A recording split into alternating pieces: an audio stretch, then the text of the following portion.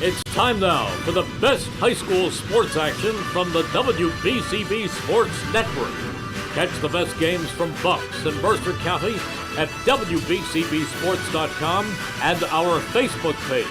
Your home for high school sports is right here at WBCB 1490. Good afternoon. Welcome to Robbinsville High School, the home of the Ravens, as we get you ready for high school softball on the WBCB Sports Network. Today, it's the Central Jersey Group 3 final as the Ravens host the Spartans of Steinert.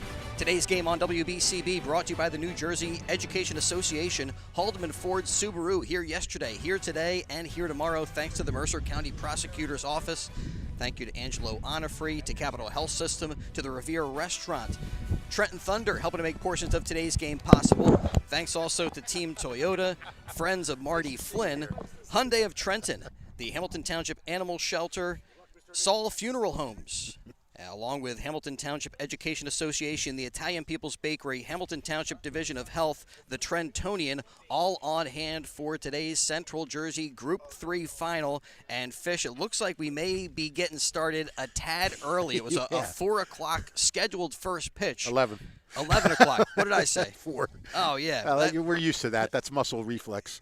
Well, I got my cup of coffee here. We're here with some morning softball from Robbinsville, New Jersey.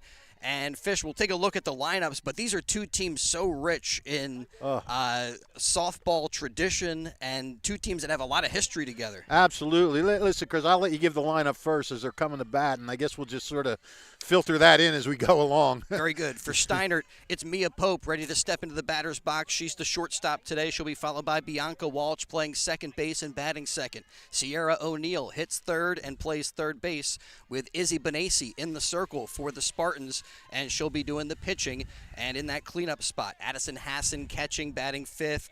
Katie Simonka, their designated player, hits sixth with Paige Schultz at first base hitting seventh. Abigail Mazer, the left fielder, batting eighth, and McKenna Spack in center field hitting ninth today. Their flex player is Gia DeMeglio, who will play right field. And the first pitch in there from Katie Ziliani. And we have a lot to get to, Fish, today, as they got an early start, kind of screwed up our pregame activities. Had a big, great pregame. We had a game plan and everything, and now we're just going to have to play it on the fly. But let's just talk about what you said, Chris, about the tradition of these two teams. Obviously, these are the two preeminent programs in the county over the past decade. Robbinsville comes in ranked 9th in the state at 21-5. Steinert number 19 at 8-5. This is the Spartans' 8th straight sectional championship appearance. They've won 4 of their previous 7. Ground ball up the middle and through for a base hit for Pope, and that'll get the Spartans started today as their leadoff batter is aboard for Bianca Walsh. Yeah, we'll get to these two in a little bit, too. And a lot of great history over time, but even this season, Robbinsville has played the Spartans twice and beaten them twice. Yeah, well, Robbinsville, we talk about Steinert, 8 straight sectionals. This is Robbinsville's 10th sectional final in the past 12 years. And since 2011, the Ravens are 7-2 in the finals. They've won 4 state titles. That's pretty good. A couple of powerhouses here. Yeah, and Robbinsville was in Group 2 for most of that time, which is why these two teams have only Hold on. Rick Fortenbaugh over here is telling me that they won 5 state titles. 5 state titles. All right, and then the correction from the peanut gallery. Yes, but they played last year in Group 3 in the sectional semi, and that was won by Steinert 8-5. And it's been a different story, as you mentioned, this year, Chris. We were at that Friday night game that Robbinsville won, shut them out. What was it, 3-1, I think? Yeah, great pitching performance by Ziliani, who throws that one in there a little bit wide, and it's 2 balls and 1 strike to Bianca Walsh as we're underway, top of the first, Central Jersey Group 3 final action on WBCB today. Yeah. Ziliani pitching a 1-hitter in that game. She's been stellar all season. The pitching matchup today is great. Yes, it is. And, continuing on that, she last year, Steinert won that game 8-5. They got on the Ravens starter early, and Ziliani came in and threw really good relief against Steinert. And she's just continued to frustrate the Spartans this season. In 14 innings, she's only allowed them 5 hits and 2 runs. Here's her 3-1. That's down low, and she walks Walsh. No, That was 2-1. Oh, excuse me. Yeah, I know. It's hard to do a pregame and play-by-play all at once. Well, a 2-1 delivery, and we thought the count was 3-1, so now it's 3-1. Yes. Whoop. That's ball 4. Wow. All right, so Walsh does ultimately walk. Yeah. And there's runners at first and second now for the Spartans in the top of the first. Well, let me while these two batters just got on. They're 2 freshmen, Mia Pope and Bianca Walsh. In the state so far, they're a combined 12 for 24 with 12 runs scored. So Ziliani really wanted to keep them off base to, limit Sierra O'Neal's potential for damage.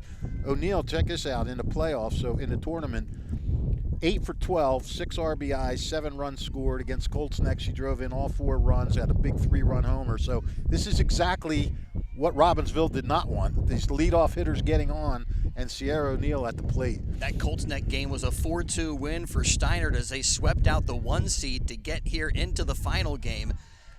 And that one's down low, ball 1 to O'Neal. O'Neal with Benassi on deck. Not only has she been good in the circle, but one of the top hitters for the Spartans. Yep. The 1-0. A little bit wide. Balls and strikes today being called by Tommy Morehouse. We got Ed Polis at first base and Tom Solstice, our other umpire. That's our blue crew for today's Central Jersey Group 3 final.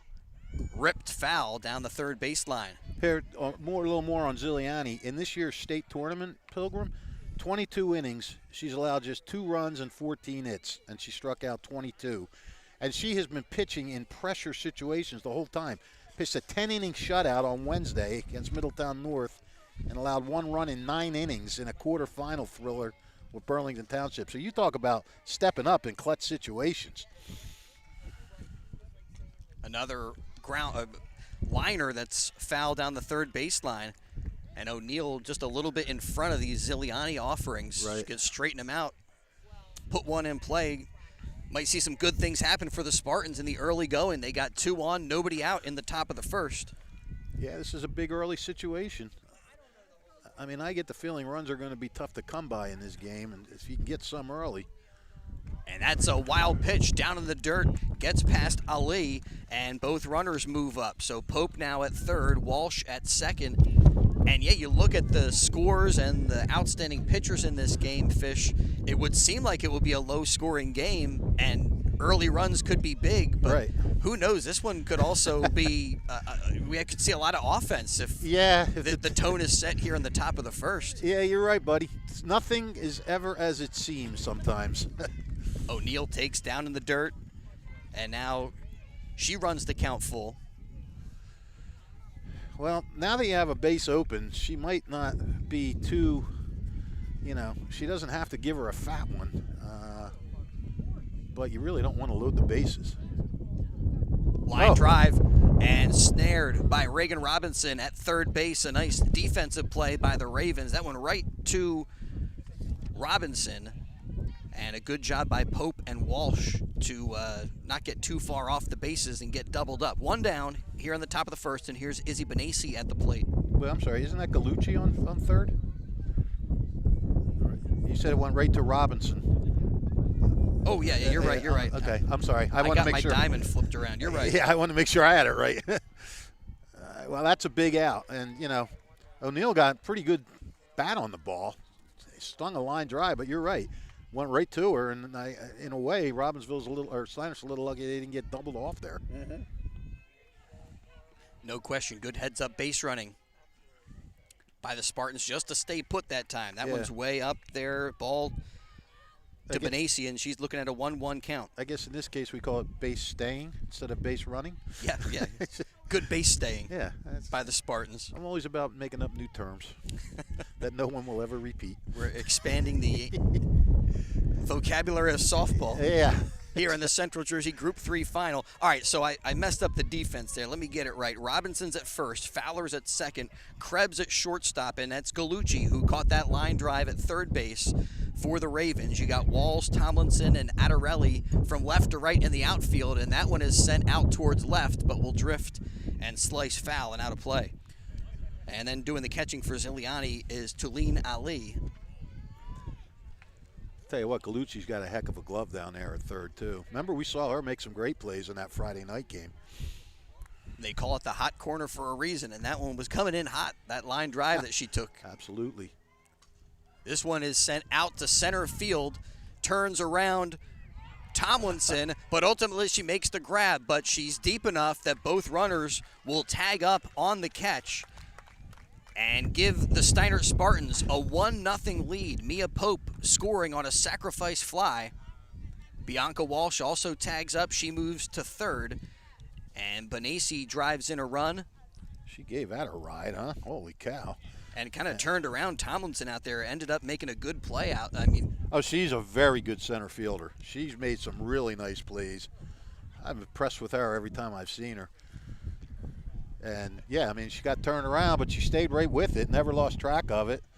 Reached up and just plucked it at the last minute. Benassi really gave that a ride. So brings up Addison Hassan. And that ball out to center field and maybe carried a touch by the wind. There's quite a breeze here today, some cloud cover at Robbinsville High School, and I feel like the wind's kind of blowing out towards center field. Yeah, when you look at it, it feels right now it feels like it's blowing at my back, but I look at these trees and they make it look like it is going out to center field. So, I don't know. Maybe that helped that one a little bit, but a good play by Tomlinson for the second out. That ball's bounced up there, gets away from Ali, a wild pitch, and Bianca Walsh with some base running. And she scores. It's 2-0 Steinert in the top of the first. Wow. Sacrifice fly and a wild pitch. Give the Spartans a big early lead. Like we said, runs could be at a premium today. 2 wild pitches have really hurt Ziliani in this inning. The first one set up that sacrifice fly. If it wasn't for that, they would have just advanced the runners maybe to third. But, Pitch to Hassan. Popped up and goes back behind the Ravens dugout. Well, a little morning softball on the WBCB Sports Network. Top of the morning to you from us at WBCB. Chris Ermer with Rich Fisher for the call of the action. Makai Gundy behind the camera for us. And we got the point guard with us today, Fish. Yes, PG on VE, as we like to say. Brianne O'Neill doing that thing down low, that time to Hassan. And she's trying to keep a record of the count at the plate, which is super helpful today because we're underneath the scoreboard. We can't really get a good look at we can't get any look at the scoreboard from where we're at. We've struggled with scoreboard issues our last 3 games together, me and the PG. The 3-1 is inside, and that's ball 4. Second walk in the inning, surrendered by Ziliani. And that will put 1 on bases, or 1 on and 2 out for Katie Simonka. Ziliani is uncharacteristically struggling here. She has been just lights out against Steiner and lights out in the state tournament. Yeah, as we mentioned, the Ravens beating the Spartans a couple of times already this season, but it's a brand new day today, and stakes are high. You gotta get the W to get that sectional title. And well, you have 2 teams that know how to win. It's a winning tradition. And I was going to mention in the pregame show, I think this game is going to come down to whoever makes the least amount of mistakes. So Katie Simonka down low with the pitch, or she'll take down low, and the runner goes. Addison Hassan stealing second. And to your point, Rich, you look at what's been going on here in the first. It's the wild pitches and the walks. Right. Now, that's not an error, but that's it's kind of a mistake. self-inflicted wound. Yes, it is. Up the middle, line drive right to Fowler. Steiner hit the ball hard every time. A couple of line drive outs. That one to Fowler at second. And the Spartans are retired in the top of the first, but they do get 2 runs. They get those 2 runs on a hit, and they leave 1 runner on base.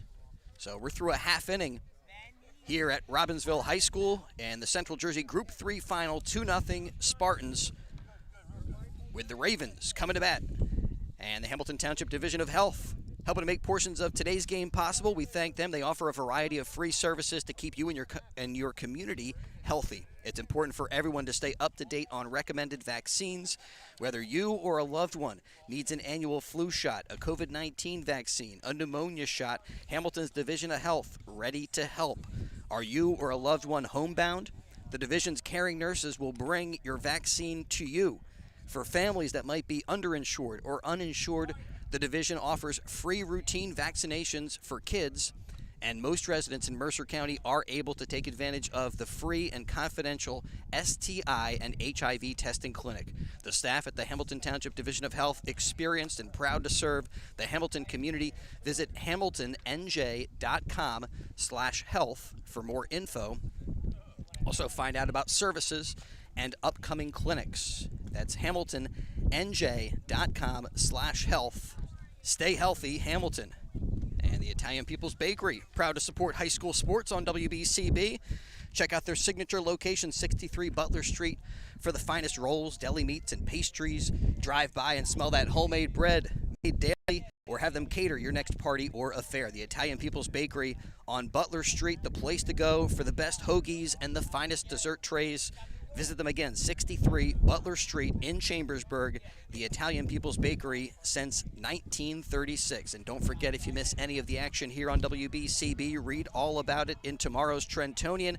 For your complete local and national news 7 days a week, it's the Trentonian, or online at trentonian.com. The only newspaper serving Bucks, Burlington, and Mercer County 7 days a week, it's the Trentonian. And the Robbinsville Ravens stepping up to the plate, and we'll take a look at their lineup quickly. Caroline Walls, their left fielder, in the batter's box and ready to go. She leads it off today for the Ravens and lines one out to left for a base hit. So both teams get their leadoff base runner on with a base hit. And for Robbinsville, it's Walls at first. And up to bat now is Haley Krebs. Krebs batting second, playing shortstop, with Ariane Tomlinson in center field batting third. Katie Fowler at second base hits fourth today.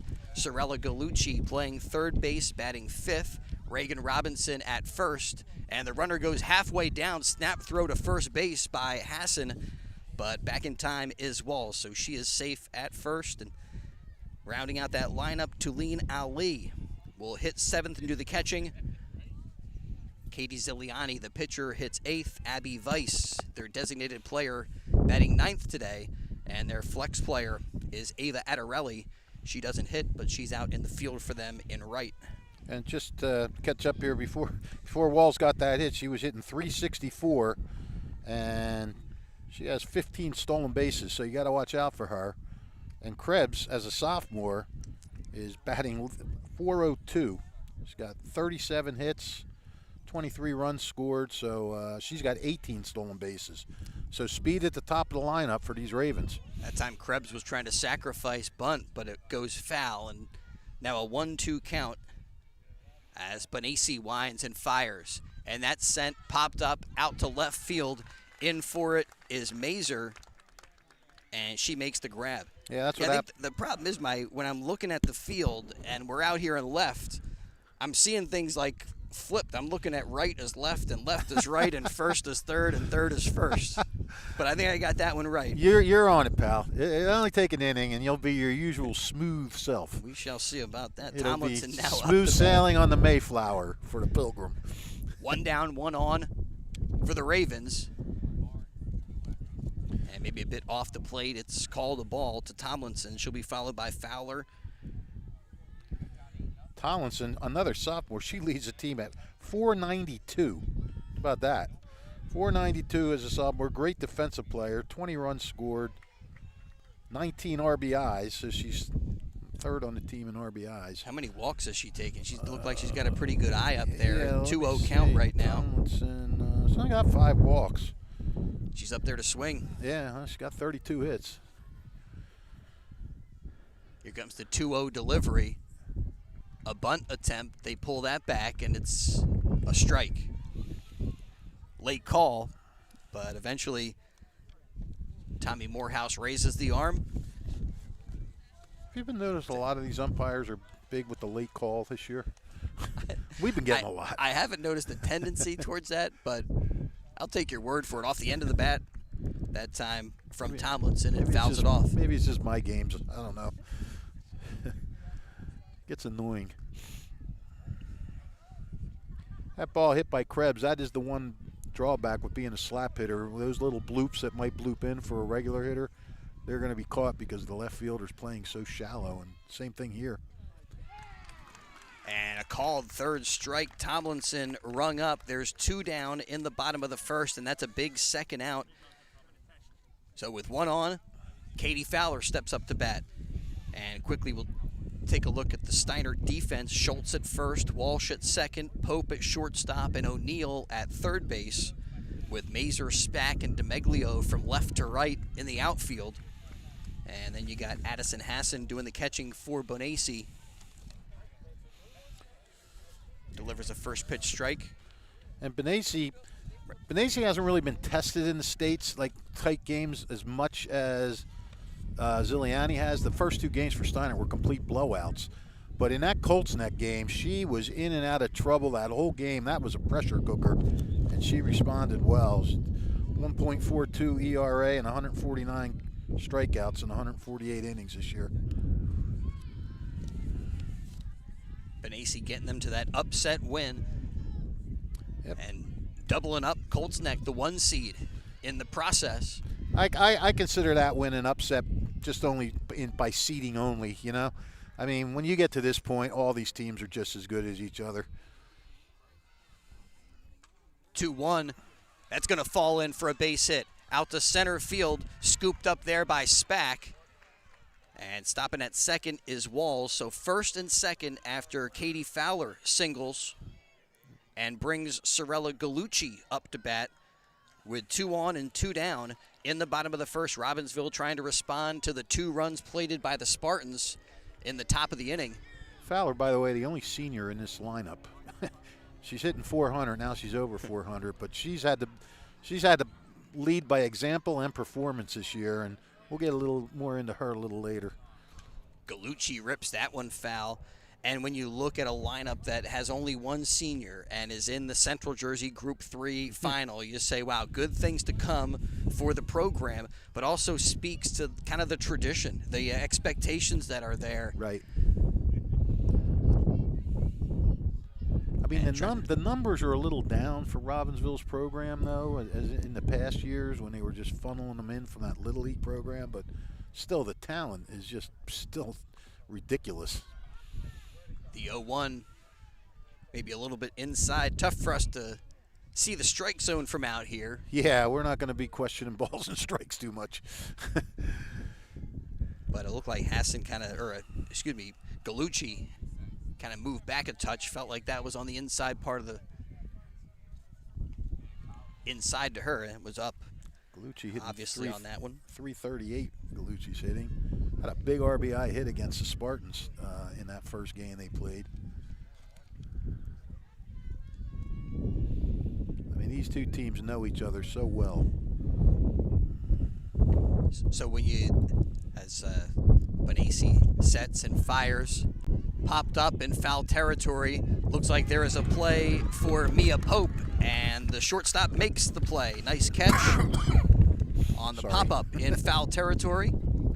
And the Ravens are set down without a run in the bottom of the first. They do get 2 hits, and they strand both those runners. So 2 left on base for the Ravens. We're through 1 inning of high school baseball here in the Central Jersey Group 3 high school softball.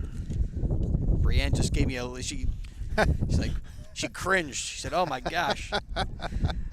Well, you're in left field. You can't tell if it's softball or baseball. I'm way out in left field today. Literally. Softball action on WBCB. We're coming right back. Hi, I'm Marty Flynn, and I'm running for mayor of Hamilton Township. As a lifelong Hamiltonian, teacher, coach, athletic administrator, and career educator, I know the value of education-based athletic programs. The lifelong lessons student-athletes gain participating in high school sporting events like today's are building blocks for their future success. Teamwork, sportsmanship, time management, and the friendships you make in sports all carry over into adulthood. Enjoy every moment of these high school experiences, and please don't forget to vote for a stronger Hamilton this November. Paid for by Friends of Marty Flynn, 1685 Whitehorse Hamilton Square Road, Hamilton, New Jersey, 08690. Hi, Merrill Reese for Capital Health, reminding you that the former St. Francis Medical Center is now Capital Health East, and they still offer a 24/7 emergency department as well as outpatient medical clinic services. To enter the emergency department and outpatient clinic, please use the Burt Avenue entrance. Capital Health, proud to be a partner for better health in our state's capital, Trenton, New Jersey. 1490 WBCB Levittown and Trenton, and video stream live at WBCBsports.com. Your home for the best local sports in Bucks and Mercer counties. Back to action from Robbinsville High School, home of the Ravens. Ravensville High School? Home of the Robins. Like I said, I'm out in left field Hey, look, today. it could work either way. They're both birds. Ravensville, home of the Robins. Robbinsville, home of the Ravens. Paige Schultz at the plate for the Spartans. They're up 2-0 in the Central Jersey Group 3 final. Sectional title on the line today. And if it was that way, that the flock, the Ravens flock, wouldn't even have to change their name. They'd just be a flock of robins. Good to have you, Pilgrim. She got a ball and a strike. And Ziliani winds, delivers down low. So you mentioned the 10-inning game that got the Ravens here into the final. And, I mean, do you think there's a bit of a hangover for a pitcher like Ziliani when you throw a few more pitches than you typically do? You know, I hadn't thought about it, but that could be. I don't know. I know, pitchers in softball are different than baseball as far as pitch counts and what they can throw and evering. Right. But still, yeah, It still wears you down. That's an emotional ringer that you're going through. You're right. 10 innings and, shutout, having to pitch a shutout for 10 innings. That's a good point, Pilgrim. I mean, she could be. It gives you a certain edge because you can't make any mistakes in those kind of games. And she did it. She got them through. Right, but you know what? But that takes maybe a little bit of a toll. And early going here, the Spartans do get some runs. And yeah, I mean, she had a few days to recoup from it, but I don't know. I don't discount that theory. Ground ball, and Fowler takes care of it. She's over to Robinson in time to retire Schultz, one down in the top of the second. I mean, a couple walks and a couple wild pitches, and yeah, it's. I don't know. I mean, it could be. And even if it led to a bit of a shaky start, we expect Ziliani to settle in and to pitch well today. And right there, Paige Schultz with some weak contact with that grounder, and that's kind of what the Robbinsville Ravens expect behind Ziliani. Well, here's the other thing, too, though. Steinert is hitting so much better now than the first time it faced Ziliani. And the second time they faced her in this MCT, there's a the 1-0. ball. No, That's strike. in there for a strike. Holy yeah. cripe, why don't you call it tomorrow? And then, the guy waited for like 5 seconds. A bit of a delayed call. Yeah. The 1-1 down low in the dirt. The other thing, if we were maybe somewhere near the home plate umpire, we might be able to hear some of his exclamations of balls and strikes, but we got to wait for the arm to come up way out here in left field. But what I was saying, the second time she pitched her, the Spartans were starting to hit the ball well. They were starting to get in a groove, but she quieted them in that game too.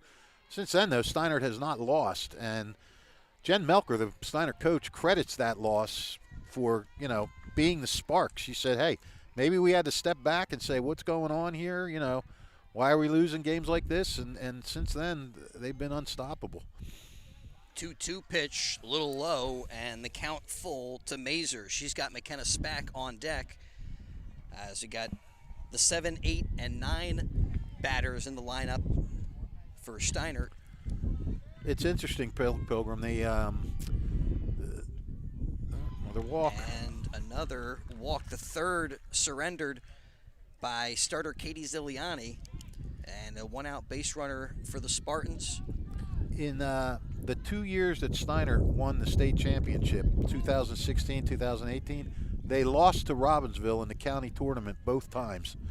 So if you're looking for an omen, if you're a Steinert fan looking for an omen. Right, they lost to them in this year's year, county yeah, tournament. right. This year's county tournament. So, And state Melker, title then, right? Yeah, well, that's an omen you're looking at if you're Steinert. If you're Robbinsville, you're still saying, hey, we beat them twice this year, and you know. But yeah, and what do you call it? Melker even said that. She said, you know, hey, look, it's not the end of the world if you don't win the county tournament. You can still win the state tournament. We've proven that twice, and it's a great point. Spartans with a 2-0 advantage here today, and off-speed pitch taken for a ball. I will say, winning the states is a big. It's probably more recognizable. But you win this county tournament and Mercer, it's like winning a state tournament, because you got these two teams plus Notre Dame, which was ranked number 1 for a long time, for a while. Big swing and a miss. That's a tremendous 3 teams right there in the same county, and it certainly toughens you up for this state tournament. Couple of seasoned teams going at it today as Ziliani winds, fires, and she strikes her out. McKenna Spack caught looking, and that is the first strikeout victim for the Spartans today. 2 down in the second, and up to bat now Mia Pope with a runner at first, and she had a base hit, came around to score on a sacrifice fly, her first time up today. Chris, talk about a good young player. She's hitting .492. 492, 10 runs scored. And she'll add to that average as she has another base hit. So Mia Pope, 2 for 2 today. Yep. Stopping at second on the play is Mazer. So first and second now, 2 down for Bianca Walsh. And that'll put her over 500. That puts her at 34 for 67. You're a mathematical genius. What does that compute to? That's better than 500. I knew you could do it. That's 501. or 2. Or 2 or something. You never fail to not disappoint, pal. Bianca Walsh takes high. She walked her first time up, came around to score on a wild pitch, part of the 2-run first for the Spartans. And this top of the order has been scrappy so far. I mean, they've only been up 1.5 times, but the 1-0, that's high.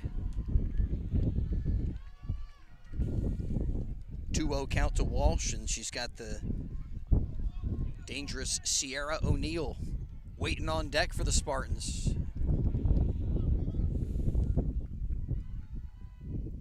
Another one up high, 3-0 count.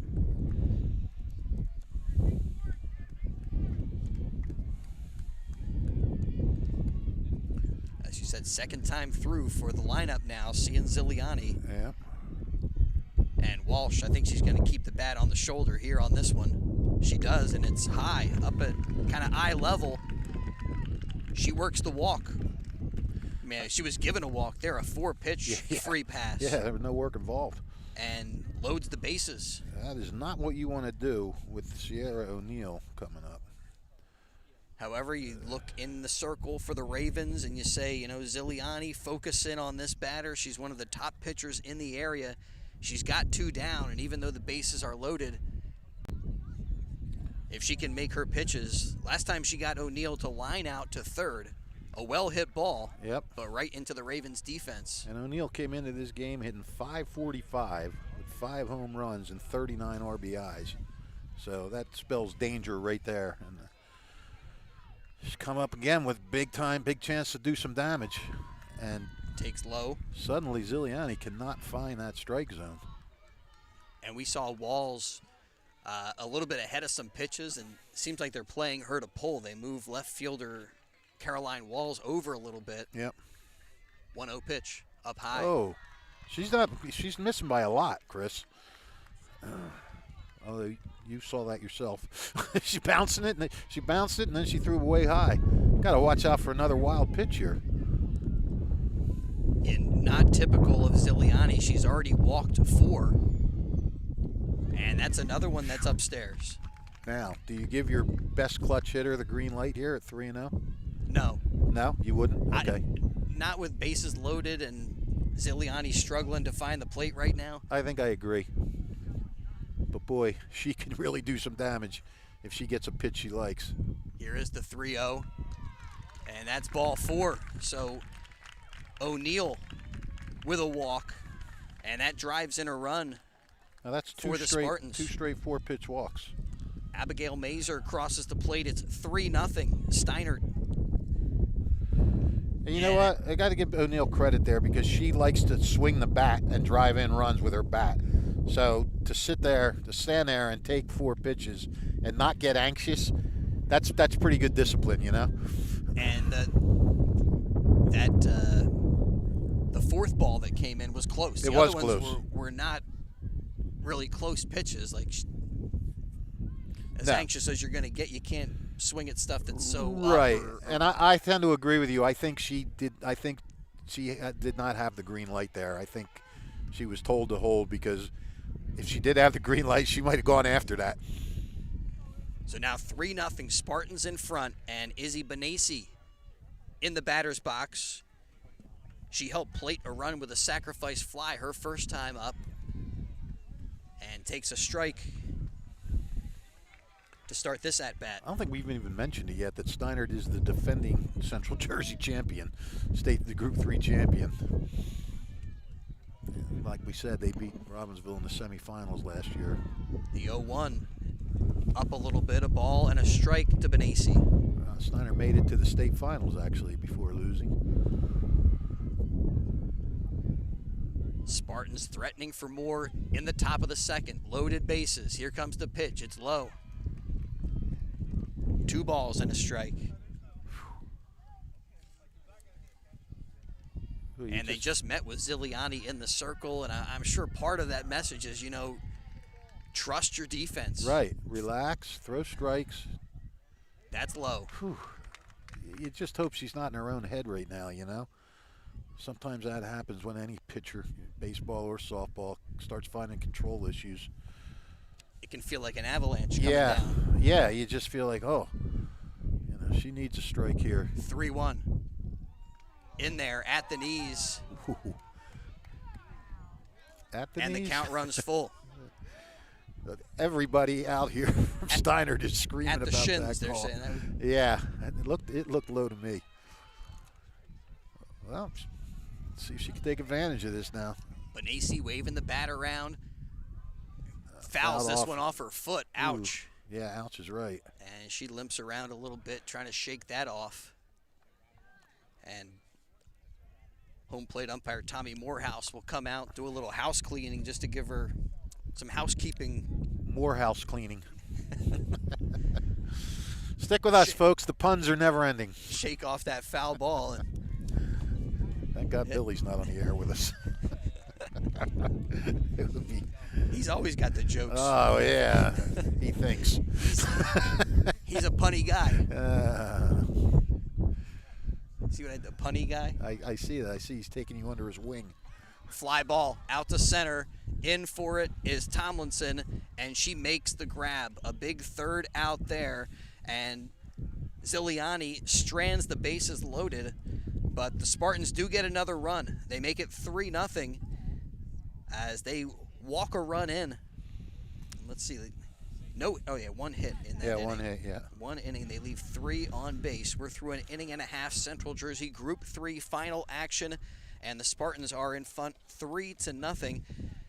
Thanks to Saul Funeral Homes. Since 1899, proud to be part of your greater Hamilton Township community is Saul Funeral Home. Saul Funeral Home, a 4th-generation family-owned business that proudly supports our community and has guided families in Mercer County when they need it most. Their caring, dedicated, and compassionate staff always ready to go above and beyond to bring you the closure that you need and celebrate the unique life of your loved one. Their website at saulfuneralhomes.com.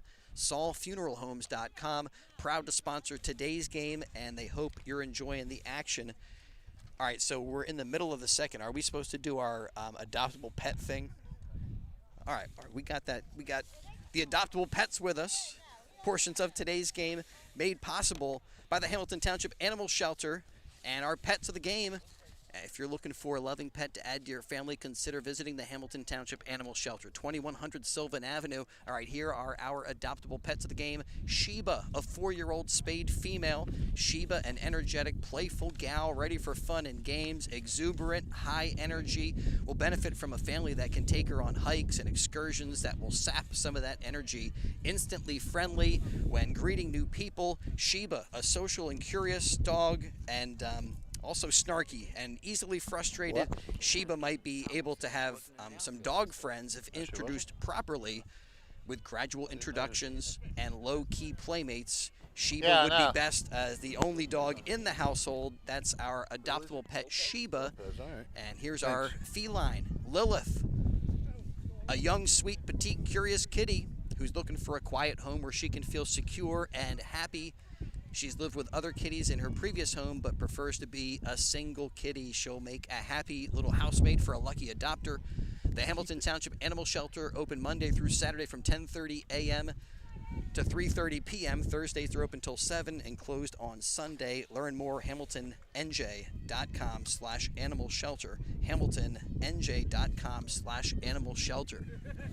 Bottom of the second, and a 1-0 count to Reagan Robinson. It was pointed out to us that in the bottom and the top of the inning, and that's a foul, popped up foul, almost a play there for Paige Schultz, but couldn't quite get to it. Ariana Tomlinson was not in center field in the top of the inning. They had Lexi Lopez, a freshman, out there.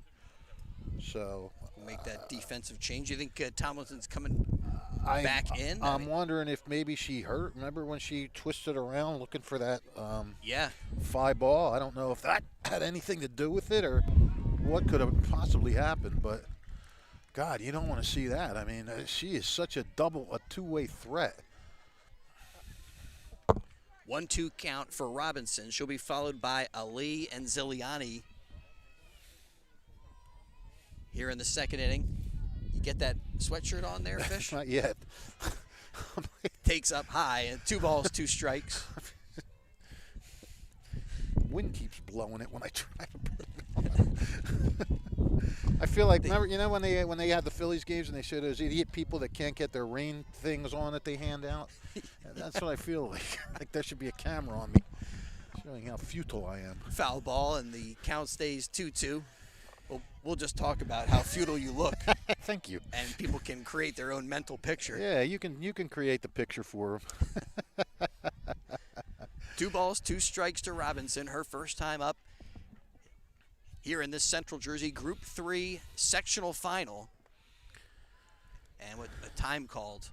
Hey, going back to that last inning, if Robbinsville manages to make a comeback in this game, and, you know, there's every possibility they could, you're going to look at that Izzy.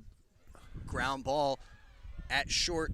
Pope has it. Oh. And her throw low Dropped. and safe at first is Robinson. Oh, boy.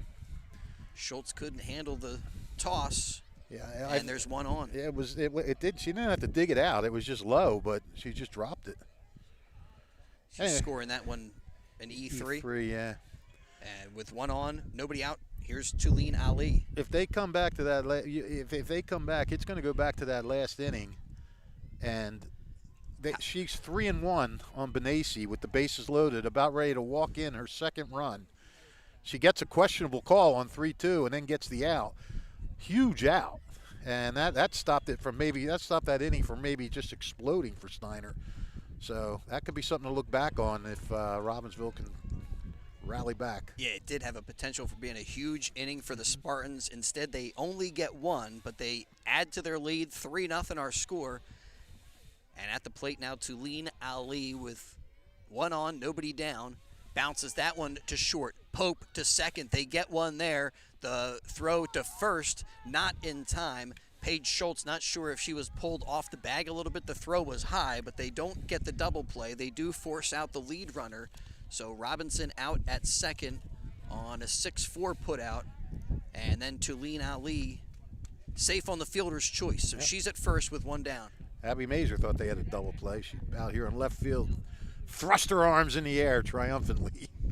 But she has about as good a view of that play as we do. First time up today for Katie Ziliani. Ziliani, masterful in the circle for the Robbinsville Ravens throughout this season, but has had a little control problems here today, and now trailing 3-0, maybe can get something going at the plate for her team. There you go, line drive, base hit out to left. Ziliani was only hitting 250 coming up to the plate, so it's nice to get some production from her. Ali moves up to second. First and second, one down for Abby Weiss. Abby Weiss at 261, so, you know, if they can get something here, bring that top of the order up. Weiss up to bat with Walls on deck.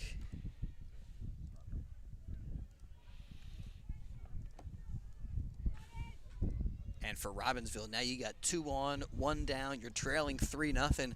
Feels like they got to at least get a run here in this inning. Yeah, you got to get something here. That one's squirted foul down the first baseline.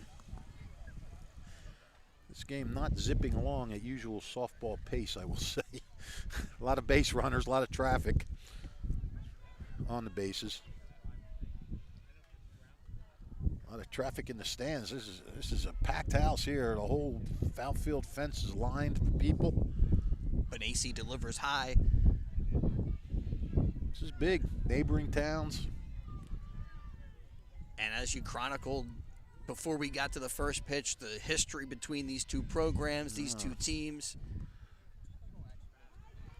And when you have, you know, not only the history between these two teams, but a rich softball tradition just in this area. Yeah. I mean, we talk about the baseball tradition in Mercer County, but, I mean, softball is right there. Well, softball's, as far as success goes, softball has surpassed baseball. You know, there hasn't been a state baseball champion in a while from Mercer. We have them. 1-2 pitch, little weak liner. Ooh. And Walsh will throw over to Pope, but not in time. Too quick on the play was Ziliani. And she's safe at second. Ali moves up to third. Bases are loaded now for the Ravens in the bottom of the second inning. A golden opportunity with Caroline Walls at the plate. I mean, and what do you call it? I mean, is that a base hit? I call it a fielder's choice. I mean, you know, I think she would have had the out at first, right? If she'd have gone to first, I don't. Yeah, you would, but it was a weird ball. It was kind of one you had to charge. It wasn't. Yeah. Didn't have a lot of pace on it. I guess you could call it a hit. And so I shall. He said dramatically. One down, bases loaded. This is a dramatic spot here in this Central Jersey Group 3 final. Ravens scoreless at the moment, but now they got the top of the lineup. Walls had a base hit her first time through. Well, this is where Benassi had to come up big several times against Colts Neck the other day, and so funny the way the ebbs and flows of a baseball game. Just a half inning earlier, Ziliani was fighting for her life, trying not to walk in a fourth run, and now. See, now you said baseball game. Oh, I did. See, you're rubbing off on me. You're supposed to be a good influence. That's another late strike call. Yeah, I was going to say that looked inside, but then the arm comes up. It's a called strike at the plate to Walls. You know, now all of a sudden Steinert is in a precarious situation. The 0-1 fouled back, and Benassi jumps in front of the batter. No balls, 2 strikes.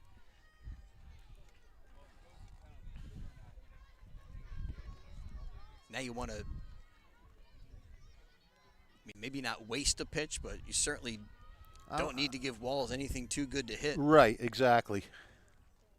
0-2 upstairs, way up. Yeah, that wasn't too good to hit. Nice job by Hassan just to get up there and grab it. Absolutely. Because got a runner at third. Yeah, and you got a runner at second. If that gets by, you got to run, and you still got a runner at third with 1 out. The 1-2. Line drive. Oh! Diving catch made by Mia Pope. Oh, a great my play by the Spartan shortstop for the second out here in inning number 2. What a catch by Pope. Pure reaction. Just laid out, dove right on the ground, grabbed the ball. Oh, my God. It was Not one much of those, you can say about a play like that, but it was awesome. and we're kind of behind the play. I think she almost had to dive kind of back a little bit. Yep. Like that ball was almost by her. Great play by Pope, out number 2, and now here's Krebs at the plate. Because you're playing in so close, that you have very little reaction time. And, Krebs now, big spot for her. She'd love to pick up her team with a 2-out hit here. But that's the kind of defense you need Yeah. to get your team to a final up 3-0. Huge play right there defensively by the Spartans. And Krebs steps up to slap at that one, and it's a 1-1 count to the Robbinsville shortstop. Pitch, slaps that. Pope handles it at shortstop, and her Close. throw in time to get Krebs, even though she's got the speed.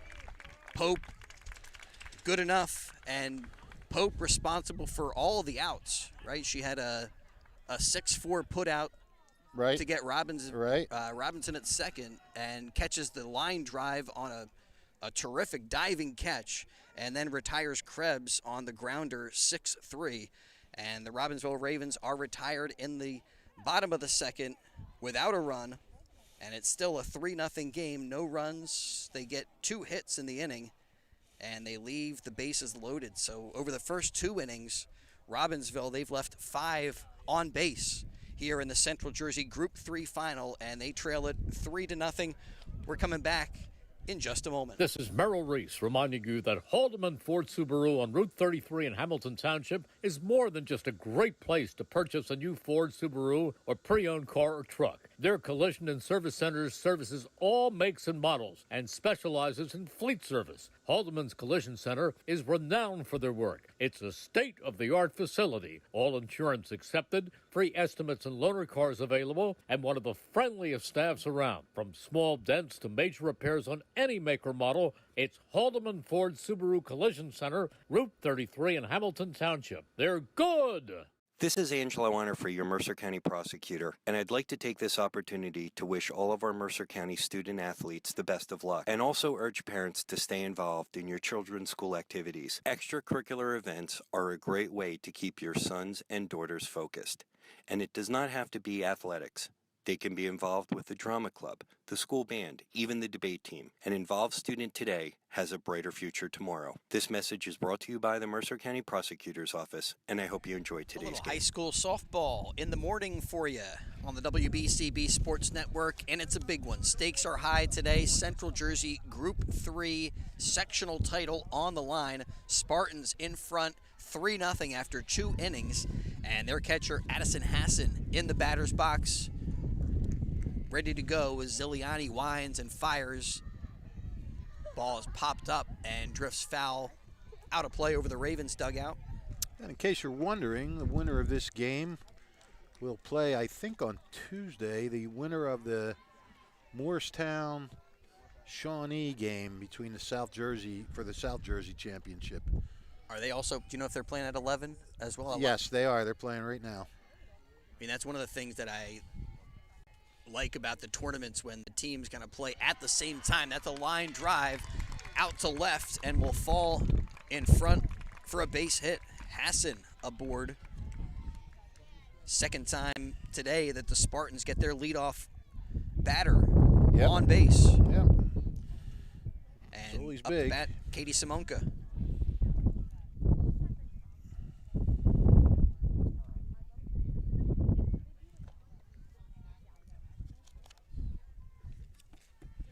Simonka See if they adjusting the gloves there, batting gloves. I think we got a courtesy runner for Hassan, didn't we?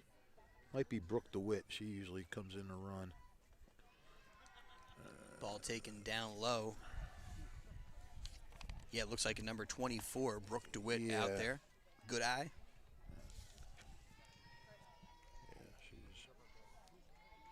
We say it at every game. She's got more runs scored than games played. Or no, than at bats. Or I forget, what is it? She's got called strike at Simonka. She's got 12 at bats and 13 runs scored.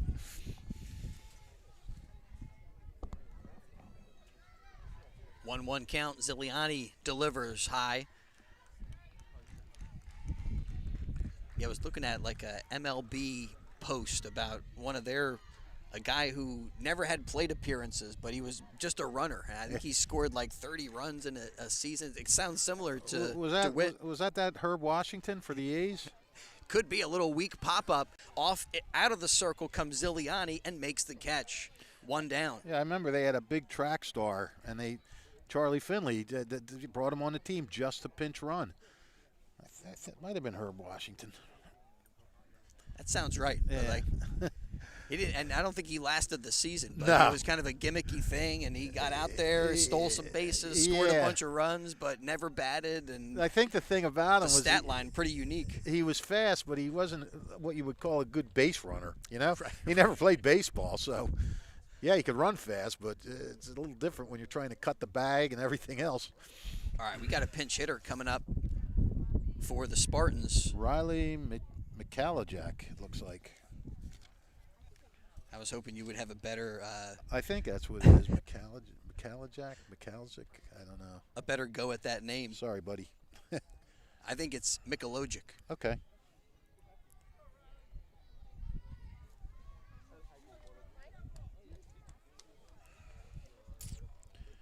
So Riley at bat, pinch hitting for Paige Schultz.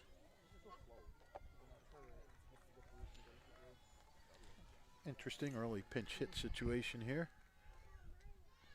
And way up from Katie Ziliani. And I see. And go ahead. When she's missed up in the zone, they have not been close. It's been up, yeah. Just looking, Lopez still out in center field. So let me tell you something. That would stink if Tomlinson's hurt for this huge game. And I'm pretty sure Steinert feels the same way. You want to go out of team. You want to go out of team full strength. Low and inside.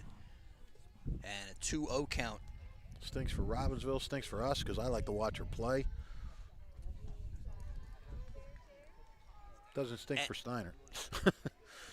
But like you said, you want to... Yeah, you want to go, yeah.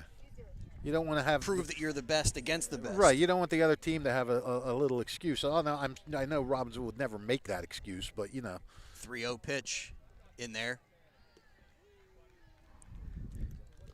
You don't want other people saying, "Oh, they didn't have their best player." And especially it stinks for Tomlinson if that's the case. Yeah. Thank God she's only a sophomore. And big swing and a miss, and the count is full. 1 on, 1 down, top of the third. Spartans up 3-0 in the sectional final. Do they still call it the Tournament of Champions, where you would move on? No, they did away with that. Last year was the last year they had it. Ball 4, good eye, and another walk for the Spartans. It's at 1, 2, 3, 4, 5, 6. Yeah, you can't walk a lineup like Steinert 6 times. I mean, right now she's fortunate it's 3-0. I mean, and that's just in the first 2 and a third innings. Yeah, right. And up to bat here is Mazer. She walked her the first time up and delivers high for ball 1. Mazer walked and came around to score the Spartans' only run in the second. Also got 2 in the first today. Ziliani's 1-0 delivery. Pulled the string, a little off-speed pitch, and there's the arm going up. That's a strike.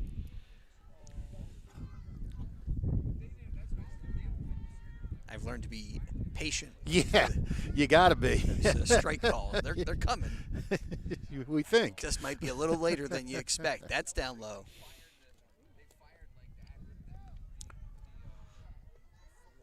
But yeah, what I was saying is I'm glad Tomlinson's just a sophomore. You'd hate for her to be a senior and this have the potential to be her last game.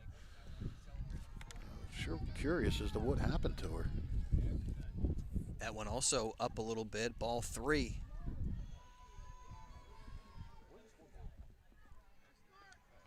Runners at first and second for the Spartans. And the pitch inside, ball 4. And another bases loaded situation that Katie Ziliani's got to try to work through today. She loaded him up in the second and stranded the bases loaded, but now she's got Mazer at first, Riley Mikolajczak at second, and and DeWitt at third base. Right. Up the plate is Spack, who got caught looking her first time up, so she would love to do something for her team here in another big spot. One down, bases loaded. You really want your, it'd be great if you're 9-hitter, if you're Steiner, if you're 9-hitter, come through here. I mean, is this a situation where you would even try to, like, squeeze a run in? Yeah, maybe. It doesn't look like they were showing it. Ball taken. That's actually a called strike. Arm comes up. Yeah, I wouldn't be adverse to that. I mean, you got good speed. Put the pressure on that Ravens infield. Right. The 0-1. Popped back into the backstop. Well, Zuliani's got ahead of her. That's huge after walking a couple. Try to get your control back, and now don't mess around either. Go right at her. And for Spack, just put the ball in play. Right. And see what happens. Takes down low, a good eye. Right. Spack doesn't need to get a hit. Oh, she could just hit a fly ball deep enough. A well-placed grounder. Yeah, well-placed grounder. Absolutely, yeah. I mean, the infield's kind of in, but, well, they are in, not kind of. Pitch struck her out, swinging. Well, big second out there. And after the strikeout, Tulene Ali with a little flex behind the plate. The catcher pumped up about that putout. And with 2 down, bases loaded, here is Mia Pope. Well, she hasn't solved Pope yet. Pope's 2 for 2. Couple of base hits. She scored on a sacrifice fly back in the first inning and puts this one in play. Goes off the glove of Galucci. Safe all around for the Spartans, and they get another run. As in to score is DeWitt. And it's now 4-0. Credit to DeLucci. She didn't make the play, but she at least knocked the ball down, and that saved at least one run. Well, it saved a run because if that ball got through, I'm pretty sure that Mikolajczak, how you calling it? Mikolajczak would have come around to score. As it was, it held her to third. But another hit for Mia Pope, 3 for 3 now, with an RBI and a run scored. She is just incredible. And then the defense that she's played, too. She saved some runs with a diving snare. You talk about coming up big on the big stage. That ball up high to Bianca Walsh. And Walsh has walked twice. Right now she's looking at a 1-0 count. So, again, the top of this order is just incredible. Base is still juiced for the Spartans. The pitch, that's sent out to left field on a line, but there for it is Carolyn Walls, makes the grab. Walsh lines out, and the Spartans are retired in the top of the third. But they do get another run. They've scored in every inning. They lead it 4-0 here in the Central Jersey Group 3 final. 1 run, they get that on 1 hit in the inning. And again, they leave 3 runners on base. So over the first 3, both teams have left quite a few runners out there. Spartans have stranded 7 over the first 3 innings. Steiner's let the bases loaded. I mean, look, all things considered, Robbinsville's fortunate this is just a 4-0 game. I mean, Steiner's leaving the bases loaded. They've left, like you said, 7 on, bases loaded 2 innings in a row. I don't care how much you're leading by. You got to cash in on these things. You really do. I mean, look at the last inning. Robbinsville was they almost scored. They had the bases loaded, so. Well, we got a 3-0 game in the sectional final. Today's game brought to you by the Hamilton Township Education Association, taking this opportunity to wish all the students the best of luck throughout the school term. We are proud of you. This message brought to you by the Hamilton Township Education Association, and check out their summer camp offerings. Summer Camp 2023 registration is open. Summer camps offered to Hamilton Township residents entering grades kindergarten all the way up to 12th graders. Visit htsdnj.org to register. That's htsdnj.org to register for the Hamilton Township School District summer camps in 2023. And thanks also to the all-new Hyundai of Trenton.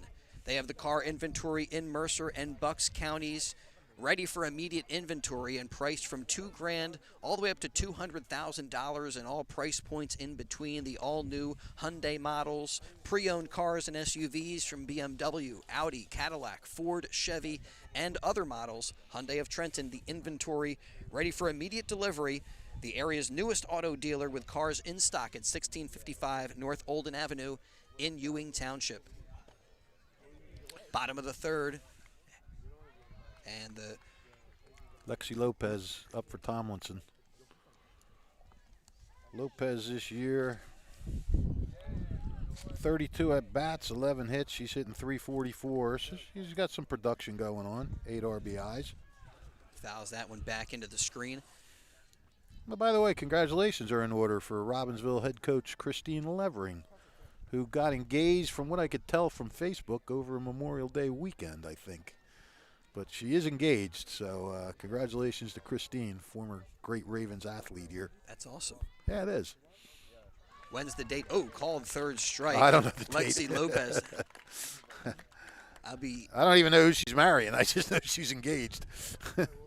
Well, I'll be checking your mailbox to see if the invitation is delivered. Katie Fowler now up to bat. That's awesome, though. Congratulations to Coach Levering. Yeah. Good stuff. Fowler with one down, bases empty, ready to go. And Benassi, not sure where that one was, maybe a little bit off the plate. Chris, this Katie, go ahead. What were you going to say? Well, really is difficult for us to tell where that is, kind of judging off the reaction of the batter and the catcher. Yeah. That was high, I think. Chris, this Katie Fowler, she actually had heart surgery this year and was back 10 days later. She had heart surgery in mid-season, came back 10 days later, and has still been playing at a high level. It's unbelievable. She had her heart burned to stop a rapid heart rate. That is amazing. And not only speaks to her fortitude and want to and sacrifice and all that stuff, but to me, some of the stuff that they can now do with medical procedures and everything. Yep. They want you to get back up and moving and. Yeah. Well, Christine Levering said she thinks she was playing softball in her sleep when she was laying down, because she came back and she's better than before. She went through the visualizations of her success. Yeah. The pitch to Fowler is down low, and they're a successful at-bat. She's actually had 2 successful at-bats today, a walk there and a base hit earlier. All right.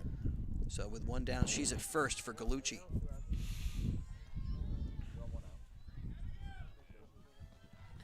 Yeah, I didn't expect that I was going to need my WBCB sweatshirt today, but you came prepared. Yeah. Although you got the shorts on. So. I did. Well, my legs don't get that cold. It's my upper body that gets cold. I'm strange that way. Brianne O'Neill, our video engineer, she's ready. Yeah. She's got the jacket, although she looks colder than I am. I might be colder, but she looks chilly. I mean, there's no sun to warm us. It's total cloud covering. It's like an earlier spring day, really, not like June. I mean, what a difference from yesterday. It was 95 degrees, sunshine. Were you at the Lawrence game? We were. Yeah. We were there. So you're baking in the sun. Nah, we had the tent. PG brought the tent. We were good. Was not that bad. 0-1 pitch, good pitch. off speed. Ooh. And outside. Yeah, she really took something off of that one. Benassi is a master at mixing up her pitches and trying to keep these guys off balance, and that's 90% of the battle sometimes. That time misses high. The other thing that I appreciate from Benassi is her command of the situation, and she'll walk behind the circle, step up to the rubber, look around a little bit. Yeah. Not until she feels like she is totally set to go. Is she going to deliver? And here winds and fires in there. No, a little too inside in there for a ball. Was that 3-0? By now, I should have learned my lesson. Yeah. Just wait. But I can't help trying to anticipate the call out here. Oh, I hear you. I thought that was in there too, but again, we are out here. 3-1, sent out to center field. Under it is Spack, and she makes the catch. 2 down. Galucci flies out, and up to bat now is Reagan Robinson. Robinson reached on an arrow her first time up, a drop ball at first base. Started a rally for Robbinsville, but they couldn't complete it. Got the bases loaded and 1 out. Neither pitcher, Chris, has been overwhelming today, you know? But Benassi, you know, she's gotten into some Oh, jams. yeah, but she's gotten out of them. But, I mean, she gave up 2 hits in the first inning. She gave up a couple of hits in the second inning. But like you said, compared to earlier rounds, you know, they were mowing everybody Yeah, down, both these yeah. pitchers. This is a little like Colts Neck, where Colts Neck kept putting the pressure on, and Benassi kept getting out. But, I mean, we haven't seen any of these. You know, we haven't seen like a 1-2-3 inning. Neither pitcher's had a clean inning yet. The 0-1 down low. Where they've gotten into a groove, and you just see like 8 or 9 in a row go down. Ball and a strike to Reagan Robinson. And you never know. One of these pitchers maybe can find that groove, and for Benassi, stakes to a 4-run lead. Yeah. Delivers that one in there, and it's fouled out of play by Robinson.